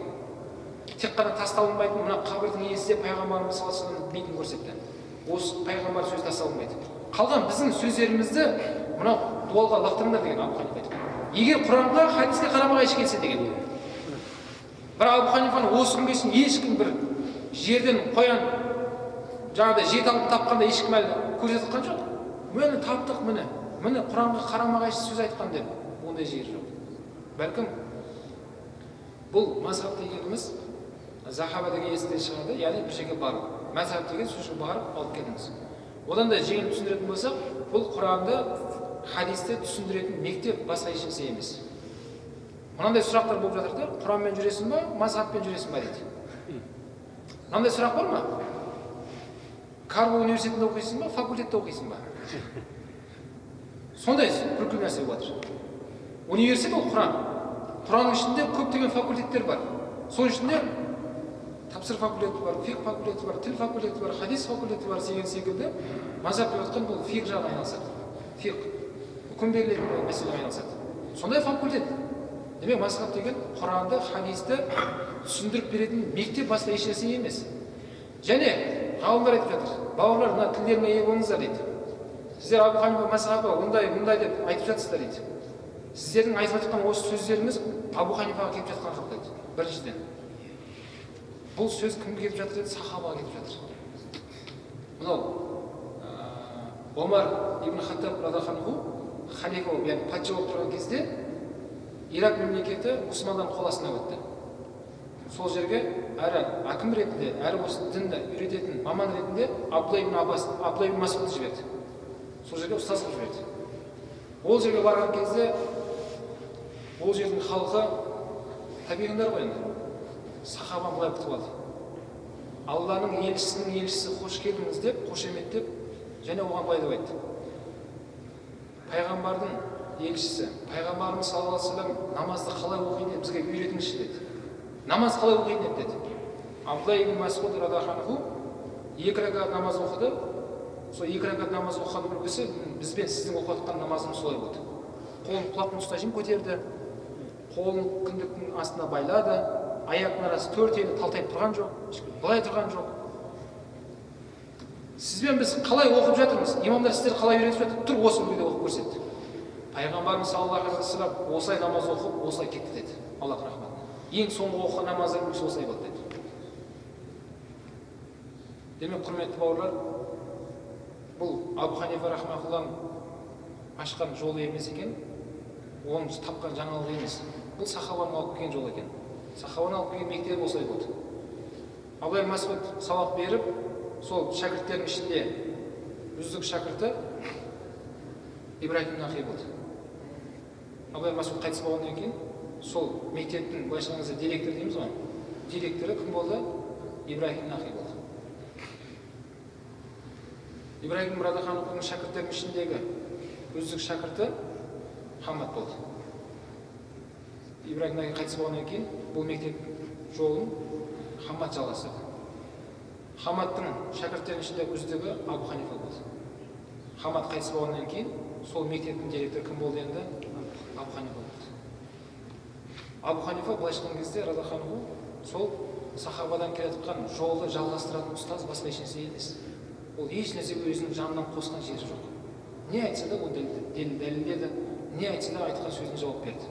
Бірақ келіп алып қазір, ой, сендер сондай бір мазхабқа мұтағассыпсыңдар, қатып қалғансыңдар, тек Абу Ханифа деп ұстанасыңдар деп айтудың өзі дұрыс емес. Неге ұстанбасқа? Сахабаны көрген адам болса, ұстаздардың бәрі табиғиндар, үлкен сахабалар болып тұрған болса, біз бір адамды мықты ұстанбай кімді ұстанамыз енді? Ал сол айтып жатқан бауырларымызды қарайтын болсаңыздар, осы жақында ғана 20 ғасырдың соңында қайтыс болған Альбани мазхабында жүр. Альбани рахматуллахын қарайтын болса, ол кісі хадис ғалым. Хадис біліммен айналысқан ғалым ол кісі. Ол хадиспен айналысты. Хадиспен айналысқан адам ол патуа бермейді. Муфти емес ол кісі. Мына нәрсе қара, халал, былай істеңдер, былай істеңдер, ол кісі айта алмайды. Неге? Ол кісі не болды мамандығы? Хадис. Хадис кім-кімнен жеткізген соның несін зерттейді, сол жеткізген адамдар қандай адаммен, тақуа емес пе еді, шынымен сондай айтылған сөз рас па, өтірік па ол, соны айналысатын адам ол. Мазхаб ұстанбаймын дейді, сол кісіні ұстанып жатыр. Шейх Альбани бүйтіп айтқан, Шейх Альбани бүйтіп айтқан. Одан қала берсе, Мұхаммед ибн Абдул-Ваххабты ұстанып жатыр, 18 ғасырда шыққан. Мазхаб ұстанбайды, сол кісінің мазхабында ұстанып жатыр. Одан қала берсе, оның алдындағы кімге? Ибн Таймия рахматуллахы ұстанып жатыр. 600 ғасырда болса. Ибн Таймия ол салаф емес. Ол кісі халаф ғасырда өмір сүрген адам. Және мазхаб ұстанбайды, сол кісі мазхабын ұстанып жатыр. Ибн Таймия рахимахулланы қарап отырсақ, ол кісі осы ақида мәселелерінде ахлус-сунна уал жамаат келіспейтін көптеген мәселеге ол кісі қарсы айтатын сөздер айтқан. Ол кісі өздері ғой бір адамға станып жатқан солар негізінде. Мына жақта миллиондаған ғалымдар тұр, мына жақта бір санаулы адамдар тұр, бір-бірінің сөзін қайталап жатқан. Енді келіп алып миллиондаған адамдарды қателескен деп айтуға бола ма? Және бұл миллиондаған адамдар қараса, оның ішінде салафтар бар. Салафтар деп жатқан кімдер олар? Салаф бар, салафизм бар, құрметті болар. Екі нәрсе. Салафтар алғашқылар, көшбасшылар, яғни пайғамбарымыз саллаллаху алейхи ва саллям айтқан алғашқы 3 ғасырда өмір сүрген бақытты жандар олар. Осы үмметтің қаймақтары ең басында тұрғандар. Жаңа айтылған ғалымдар бәрі осы алғашқы ғасырда өмір сүрген адамдар. Біздің ұстанып жатқан жолымыз солардың ауызекі цепочкамен келе жатыр. Бұлардың жолын ұстанған жолын қарайтын болсақ, ең барғаны сол Ибн Таймия рахимахуллаға барады да, бітті жол жолар қарай. Енді қарасаңыздар, кім-кімге мұтамасип болып отыр? Ақиқатқа келетін болсақ. Өздері ғой бірақ мазхабқа ұстанып жатқан. Біз олай деп жатқанымыз жоқ. Бірақ адамға қатқалға болмайды. Қарайтын болсақ, не? Мазхабым жоқ дейді да, имамдарға ой мазхаб ұстанбау керек, дұрыс емес деп жатты, сыртқа шығады да, өзінің ұстаздарына звондайды. Ұстаз осындай деп айтып жатыр, имам қалай қарайсыз дейді. Ол дұрыс емес деп айтса, болды, мазхаб сол, ол дұрыс емес деп кете береді ары қарай. Неге дұрыс емес, қалай дұрыс емес, оны ізденіп, сұрастырып, салыстырып, өзің айтқан сөзің өзің қарсы шықпаса еді, сен айттың жаңағы, ізденбестен сендер бірден қабылдап жатсыңдар. Өзің не істеп жатсың? Құрметті бауырлар, жаңа айтқанымыздай, демек, көрінген көк аттың несінде біз кетпеуіміз керек. Біз көзіміз ашық, көкірегі ояу, біз ұлы халқымыз. Қазақ халқы дана халқымыз. Келіп алып, біздің ата-бабамыз жеткізген дін, Аллаға шүкір, осыдан 12 ғасыр дін толық бізге жеткен. Жаңа айттым ғой. Осы дінімізді біздер қайттан қазір дәстүрімізбен жаңартып, көптеген шаң басып жатқан дәстүрімізді жаңартып жатырмыз. Сол дәстүрімізді қарайтын болсақ, жаңа айттық қой, 2 қағидаға ұстанамыз. Кез келген дәстүр ала беріңіздер, кез келгені. Бірінші қағида не деп айттық? Құранға, екінші хадиске. Кез келген келіп ал, бауырым бидағат мынау, дәстүріңді жинап қой бір жеріңе деп айтса, айтыңыздар. Бауырым, сен айтып жатқан сол дәстүрім Құранға, хадиске қарсы келгенше таппайсың мен. Егер тапсаң, мен сенде осы мәселеде қолдаймын сен. Бүгіннен бастап мен де саған көмекші боламын. Бауырлар, неге біз мына Құранға, хадиске қарама-қайшы келетін мәселені неге халыққа айтып жатырмыз, адастырып жатырмыз деп, мен де сол бауырыма көмекші боламын, шыны керек. Егер шынымен сол айтқаны дәлелденсе, Құранға, хадиске қарама-қайшы келетін болса егер. Бірақ қарайтын болсақ, жаңа айттық қой, біздің ата-бабамыз не? Олар өте сауатты болған, діннің не нәрсе екенін олар жақсы білген. Тіпті соншалықты меңгергені қаншама кітаптарымыз төте жазумен жазып тұр ғой негізінде. Оны кейінгі ұрпақтар оқи алмайды қазір. Имам қалып келеді. Имам оқып берші, не жазылған не дейді. Өткенде бір кісі бауырым алып келді.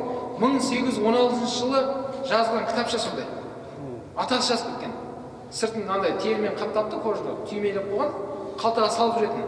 Соны әкеліп берді. Немересі ғой енді. Мына қарап беріңізші, ол екен не жазылған, білмеймін не жазылған. Кім жазған десем, атам жазған дейді. Жақсы деп қарап отырсам, бірінші бетіне 1816 жылда бастаған, өзінің аты жөнін жазған, бүткіл нелерін жазған. Қарап отырсам, мынау халифат атамыздың мұсылман қорған деген кітабымыз бар ғой, дұға кітап, қалтамға салып жүреміз. Киім киген кезде қандай дұға айту керек, сыртқа кетіп бартқан кезде қалай шығу керек, не дұға айту керек, үйге кірген кезде қандай дұға айту керек деген секілді мұсылман қорғаны бар. Сол секілді дұға жасалынған кітап екен жаңағы, кітапты қарап отырсам. Ол жерде сол дұғаны кім айтып жүретін болса, оған қанша сауап берілетін деген дәлелдеп хадистер келтіріпті. Және сол дұғаны айтып жүретін болсаңыз, мынау күнделікті тіршіліктегі көз, тіл дегендер бар ғой. Солардың бәрінен сақталып жүретіннің пайдаларын келтіріпті. Соның бәрін келтіргенде астына ең соңғы бар дұғаның несін мәтінін жазыпты. Не деген кітап ана? Және мен қарап отырсам, енді халифа атамыздың келтірген дұғаларын қарап жүріп қой. Кітаптарда кездестіреміз, оны араб тілінде кітаптардан алынған көрініп тұр көп. Бірақ сол атамыздың жазып кеткен сол қол жазбасындағы дұғаларды менің қазір соны іздестіргім деп жатырмын. Оның көп ақиқаттерде мынау негізгі біздің осы Абу Ханифа мазхабындағы жазған негізгі түпнұсқа кітаптарымыз Индия, Пакистан, Турция секілді мемлекеттерде ол сақталып тұр ақиқаттар. Сол жерлерден барып іздеу керек те. Біздің атамыздың түпнұсқалары сол жақта жатыр. Көрдіңіз ба? Үлкен еңбек ол. соның біз соншалықты қазір әлсіреп кеткеніміз, атасының жазғанын немересі түсінбей тұр. Атам не жазған маған дейді. Мүмкін бір жаңағыдай өсиет жазды ма деп ойлаған ғой енді кісі. Қарап отырса ол не? Мұсылман қорғаны дұға кітап жазып кетті. Мынаны оқып жүріңдер деп. Ана кітап ашылмағанын көріп тұр, парақшалар сарғайып кеткен. Мен айттым, аталарыңыздың несі екен, бұны өңдеп жаңартыңыздар деді. Реставрация дейміз ғой. Мынау осылай құрып кетпесін. Атаңыздың қолымен жазған кітап мынау. Қараңыз, сауаттылығы арабша төте жазумен жазылған. Төте жазу деген араб тіліндегі немен жазылады, мағынасы қазақша оқысаңыз. Бірақ арабша жазылған, төте жазу. Бірақ қарап отырсақ, біздер соншалықты жаңағыда неге кіріп кеткеніміз, сол атасының жазғанымызды түсіне алмай жатырмыз. Енді келіп алып, өзіміз не деп санап жатырмыз? Жүрген бәрі шеттен оқымысты, білгіш сынап, ой, олардікі дұрыс емес, ой, анамдікі дұрыс емес, ой, мынамдікі дұрыс емес. Өзің не нәрсең ба, дұрысын алып келсейсің, өзіне түк жоқ. Сол үшін, құрметті бауырлар, біздер кейінгі ұрпаққа күлкі болмауымыз керек. Біздің ата-бабаларымыз өзінің уақытысында өздерінің мойнына қойылған аманатты олар жасап кетті. Алла рахматына оларды. Олар осы үмбеттің алдында иншалла жүздері жарық. Ертең ақыретке барған кезде оларға біз айта алмаймыз. Құрметті аталарымыз бізге дінді жеткізбедіңдер ғой деп айта алмаймыз. Олар не істеп кетті? Жеткізіп кетті. Жаңа айтқанымыздай, даналықпен бізге дінге жеткізіп кетті. Бұл жайында Алла Құран Кәрімде сендер Алла жолына даналықпен шақырыңдар, жақсы уағызбен, насихатпен шақырыңдар дейді. Біздің ата-бабамыз осылай шақырған. Өзіміздің жалпақ тілде қазақтың қара сөзімен, жырларымызбен, басқа нелермен жеткізіп кетті. Бірақ оны қарайтын болсақ, дәстүр деп айтып тұрғанымен, ол барып тұрған дініміз еді. Дін барып тұрған. Бірақ айтылған кезде жаңағыдай не болды? Жаңа уахабизм, салафизм ағымдағы бауырлар екеуін екі бөліп көрсетіп жатыр. Ал сол екеуін екі бөлгеннің жемісін көріп тұрмыз. Сол бала мынандай өсіп жатыр енді. Өзін дүниеге алып келуіне себепші болған әкесі бар оның. Оның анасы бар. Оның ағайын туыстары бар, бауырлары бар, оның елі бар, оның жері бар. Осының бәріне қарсы шықты. Әкесін кәпір деп жатыр, шешесін кәпір деп жатыр. Неге? Себебі ол сол секілді ақидада емес біріншіден, екіншіден оның айтуына қарағанда әкесі намаз оқымайды, анасы намаз оқымайды, анасы ақжаулықпен әуретін жауып хижаб тақпайды екен. Соған байланысты оның қолынан жасалынған тамақты жеуге болмайды. Онымен бір отырыста отыруға болмайды. Әкесі барып тұрған адасып жолда жүр әлі. Онымен бірге жүре беретін болса, ол адасып кетеді екен. Сөйтіп, ол не екен? Ол ғана судан таза, сүттен аппақ екен. Әкесі тозаққа кетіп отыр екен. Шешесі де екеуі бірге. Бұл ғана жәннатқа барады екен, қалған бәрі тозаққа кетіп отыр деп есептеп жатыр. Бірақ жаңа айтқанымызда, бұның басы неден басталынды? Жаңағыдай дәстүрімізді жоққа шығару арқасынан. Құранмен жүресің ба, мазхабпен жүресің ба дегеннің арқасында бұның соңы осынымен бітіп жатыр. Алла сырасын. Одан кейінгі басқыштағылар енді оған елде керек емес, жерде керек емес. Оның бар ойы, ана Сирияға барып өліп ана жерге барып. Барып өліп жатыр. Басқа ешнәрсе болып жатқан жоқ. Міне осындай тыныш заманда Алла берді бізге, алхамдулилля. Қазақтың басында осындай қой үстіне боз торғай жұмыртқаланған тыныш заман ешқашан болмаған екен. Міне осы күнді біз көрдік. Біздің қазақ даламызда қарасақ, жау шапқыншылық, ашаршылық, өңшең осындай болған. Мың тірілген қазақты бекерге жырлаған жоқ ата-бабаларымыз.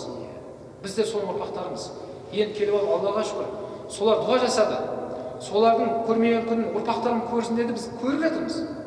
Міне Аллаға шүкір, енді келіп алып, іштей осындай бір құмалақ, бір қарын майды шыртып атқан жағдайымыз бар, өкінішке орай.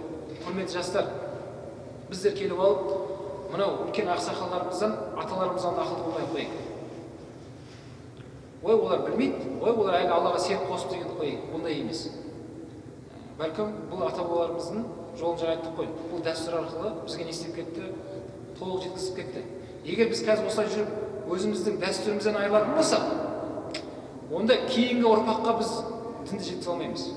Жаңа айтқандай, ол Құран араб тілінде жазылған, хадис араб тілінде жазылған. Оны өзіміздің дәстүрімізбен біз жеткізіп тастадық.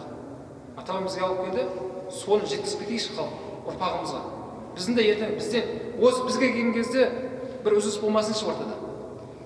Егер осы кетіспен жастарымыз Алла асырасын, абайың адасқан, шәкәрім шатасқан деп оның бәрін сызып тастап, шынайы таухид 90-да келді деп, таухидтық келген жоқ бізге. 90 жылдары ағым кіріп келді бізге.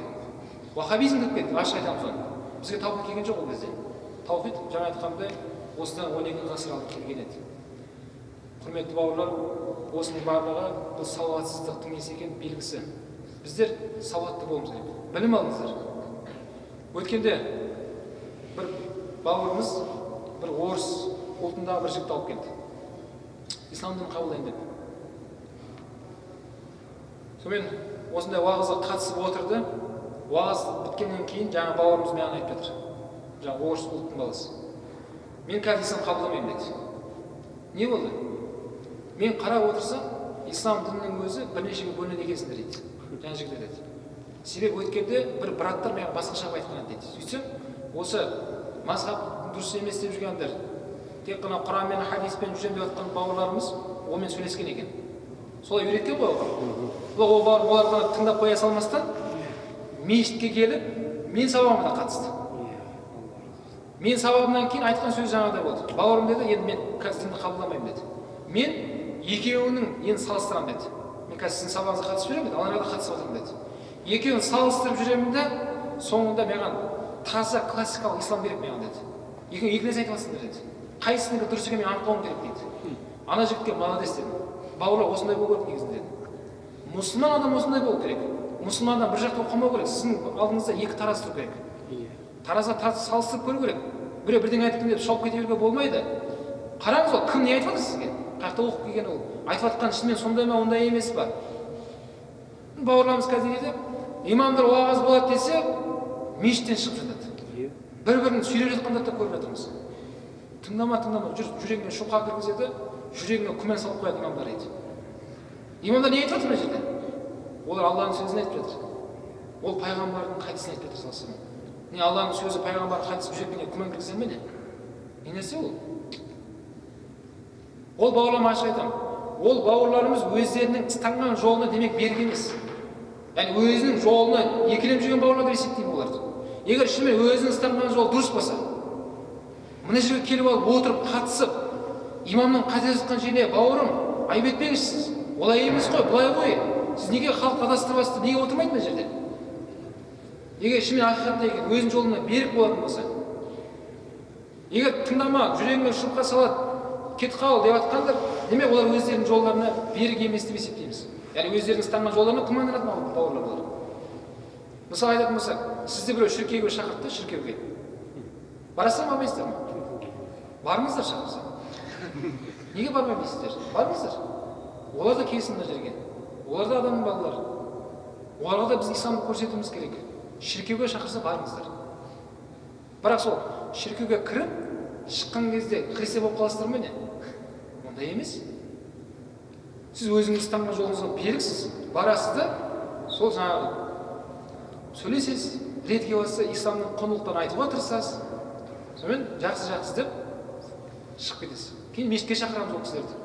Оларға көрсетейік мешітіміз қандай екенін. Ислам дегеніміз осы. Оларға бүйтіп тұрып алуға болмайды стойкада. Сен ары жүр, мен бері жүремін. Жоқ, ондай емес. Біздің ислам діні бұл адамзатқа түскен дін. Исламды біз бүткіл адамзатқа біз көрсетуіміз керек. Енді айтып жатқаны, демек сол шіркеуге жаңағыдай бармай жатқан көптің өзінің ұстанған жолына күмәнданып жүргендер кірмей қойса болады. Әлі берік емес те, тағы христиан болып кетемін ба, құдай сақтасын. Білмеймін десе, онда кірмей қойсын. Бірақ өзінің ұстанған жолына берік, басқан қадамы нық болған бір қорықпастан кіреді ғой. Неге? Ол жерге барып, онда христиан бірдеңе жоқ кетпейді ғой денеге. Жоқ кететін нәрсе емес қой ол. Ол сенім, олар сөйтіп Аллаға серік қосып сеніп жатыр олар. Бір рет келсе олармен сөйлесіп, олардың да қанша адамдар исламды қабылдап отыр, Аллаға шүкір. Оның бәрі жаңағыдай бауырларымыз олармен араласып сөйлескеннің арқасында. Егер сөйлеспей жүре беретін болса, оған кім жеткізеді оларға? Сол секілді жаңа айтқандай, имамдарды тыңдама, жүрегіне шұққа кіргізеді, күмән тудырады деп айтқан сөздің өзі дұрыс емес. Неге? Себебі ол өзінің ұстанған жолына берік адам етіп айтпайды. Өзінің ұстанған жолына берік болсаң, онда келді, отыр, сөйтті мықты болсаң, имаммен айта аласың. Имамның айтып жатқан сөздеріне сол дұрыс емес екенін дәлелдесін. Кітабының астын сілтеп көрсет. Ол да пенде, имам да пенде. Бүгін қайдан жатқанша қайдан білесің сен? Деген секілді, шынымен діннің көркеюін қалап жатқан болса, мұсылмандар дінімізді көркейтейік деп жатқан мақсат болса, осынан өту керек еді. Бірақ біз қарап тұрмыз, тыңдама, таянба, сен біздің группқа жүрсей, олармен араласпай қойсай, басқа ғой деп ондай сөз айтып жатқандар, бұл мұсылмандарға жақсылық ойлап жатқан адамдардың сөзі емес біріншіден. Біздің мешітке келіп алып, бір сапта тұрып намаз оқудың маңызы не ол жерде? Осы намаз үйде оқысаңыздар болады, қабыл болады. Неге мешітке келіп оқимыз? Пайғамбарымыз айтады, үйде оқыған намазыңнан мешітке келіп оқысаң 27 есе артық сауап аласың дейді. Мешітке келді, бәрімізді жинаудағы мақсат не ол жерде? Мақсат, қазақ айтады, бір көрген таныс, екі көрген туыс болады дейді. Сіз ғой мешітке келіп жүріп, сіздер бір-біріңізге дос болып қаласыздар.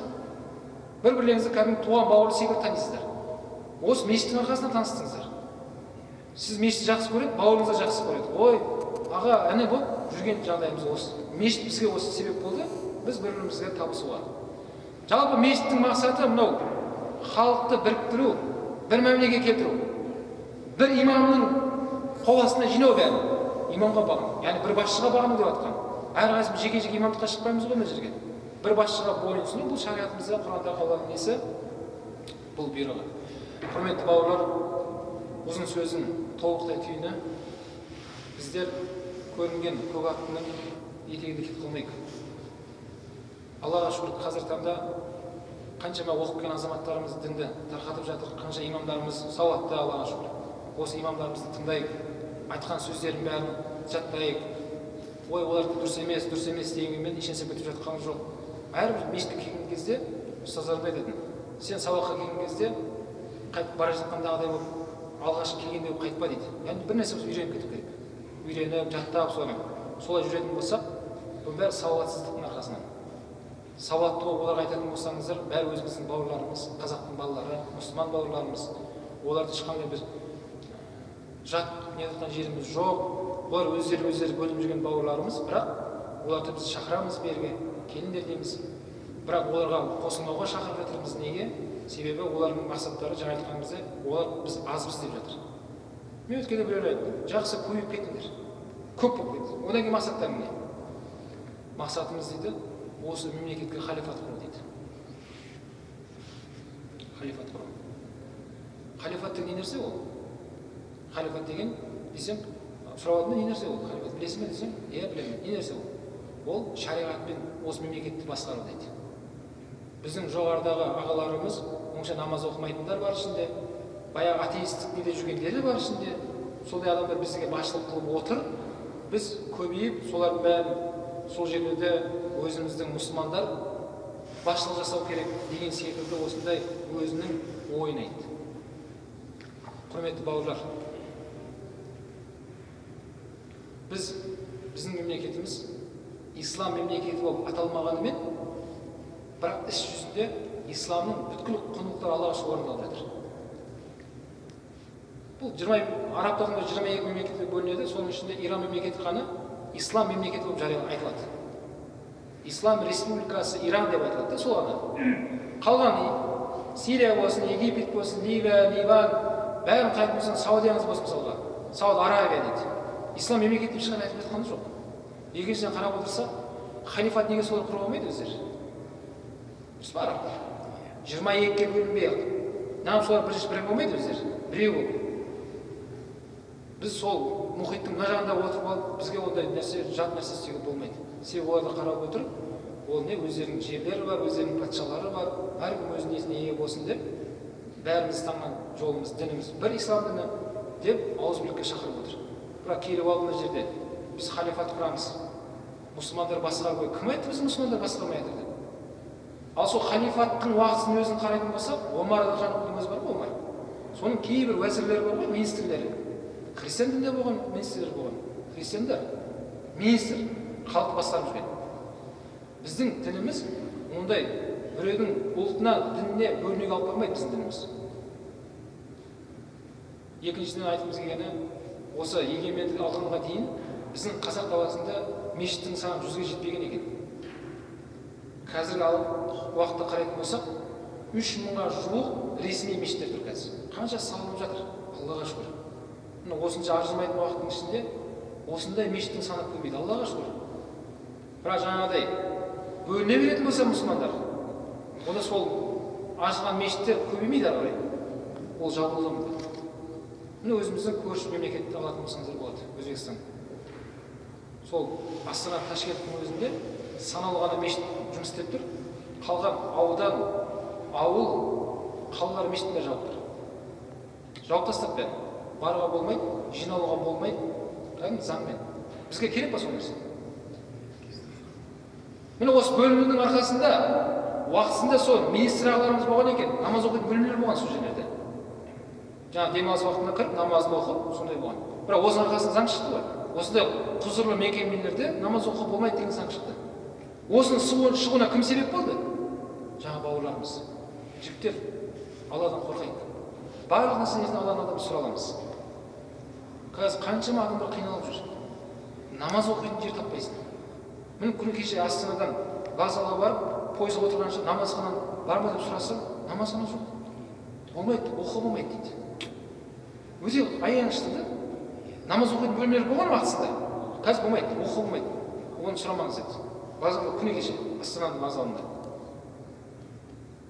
Осының себебі жаңа айтқанымыздай, осы жастардың дұрыс емес түсінігінде сол нәрсеге байланысты осындай намазхана жауып қалды. Енді осылай кете беретін болса, бөлім, Алла сақтасын, бір күн мына мешітте жауып тұрады. Сөз айтпаңыздар. Неге осы мешіттіміз жауып тұрады біздің? Ашық тұрады еді ғой деп айтпаңыздар. Мен сол арабтардың өзін көріп отырмын. Египеттің өзінде мешіттер 24 сағат жұмыс істемейді. Намазға 10 минут қалған кездегі азаншылар есікті ашады, адамдар кіреді, намаз оқып болдыңыз ғой? Болды, үйіңе кет дейді. Бәрін қуып шығады да есікті топ тастайды. Мешітте отырайық та кішкене дұға қылып десем, үйіңе барып жаса дейді. Дұғаң барлық жерде қабыл, үйіңе барып жаса дейді. Құран оқы, үйіңе барып Құран оқы дейді. Құлтап мешіттер солай. Бізге сол нәрсе керек па? Олар да уақытын өзіне ашық болып тұрған. Бірақ ол жерде осындай ағымдар көріне бастаған кезде осы нәрсеге барды олар. Сол үшін құрметті бауырлар, біз бөлінген кезде дініміз көркейіп жатқан жоқ. Бәлкім бұл жерге ылам түсіп жатыр. Уақытында бала кезімізде мешітке барса ата-аналарымыз қуанатын еді. Бала мешітке барып жатыр, Аллаға шүкір деп бір-біріне насихаттап ата-аналар. Балаң айтса барсың да мешітке, үйретіп жатыр екен. Қазір таңда көріп тұрмыз, балалар мешітке барса ата-аналар қорқып жатыр. Баланы байқашы, мешітке көп барып жүр дейді. Неге қорқып жатыр? Себебі сізді де аналар қосылып Сирияға кетіп қала ма деп қорқады ата-анаңыз. Қаншама жастар жүр. Ата-анам намаз оқуыма қарсы, анаған қарсы, мынаған қарсы. Ата-аналарды түсінсей сен. Олар жеккендегі қарсы болып жатқан жоқ. Ана көріп отыр. Соған кіріп кете ме деп қорқады. Құрметті бауырлар, Алла субхана тағала баршаларымызды өзінің сират-ул мустақим жолында жүріп, сират-ул мустақим жолында өтуге алла жазған болсын. Я Рахман Рахим, Исламда күш қуат беріп, мұсылмандарға ауыз бірлік беріп, мына әмин деп қол жазып отқан баршаларымыздың отбасыларымызға амандық, тыныштық, өзің берекетіңді бергейсің. Ахир дағуана алхамдулиллахи раббил аламин. Вассалату вассаламу аля саййидина Мухаммад ва аля алихи ва сахбихи ажмаин. Бирахматика я архамар рахимин. Аллаху акбар.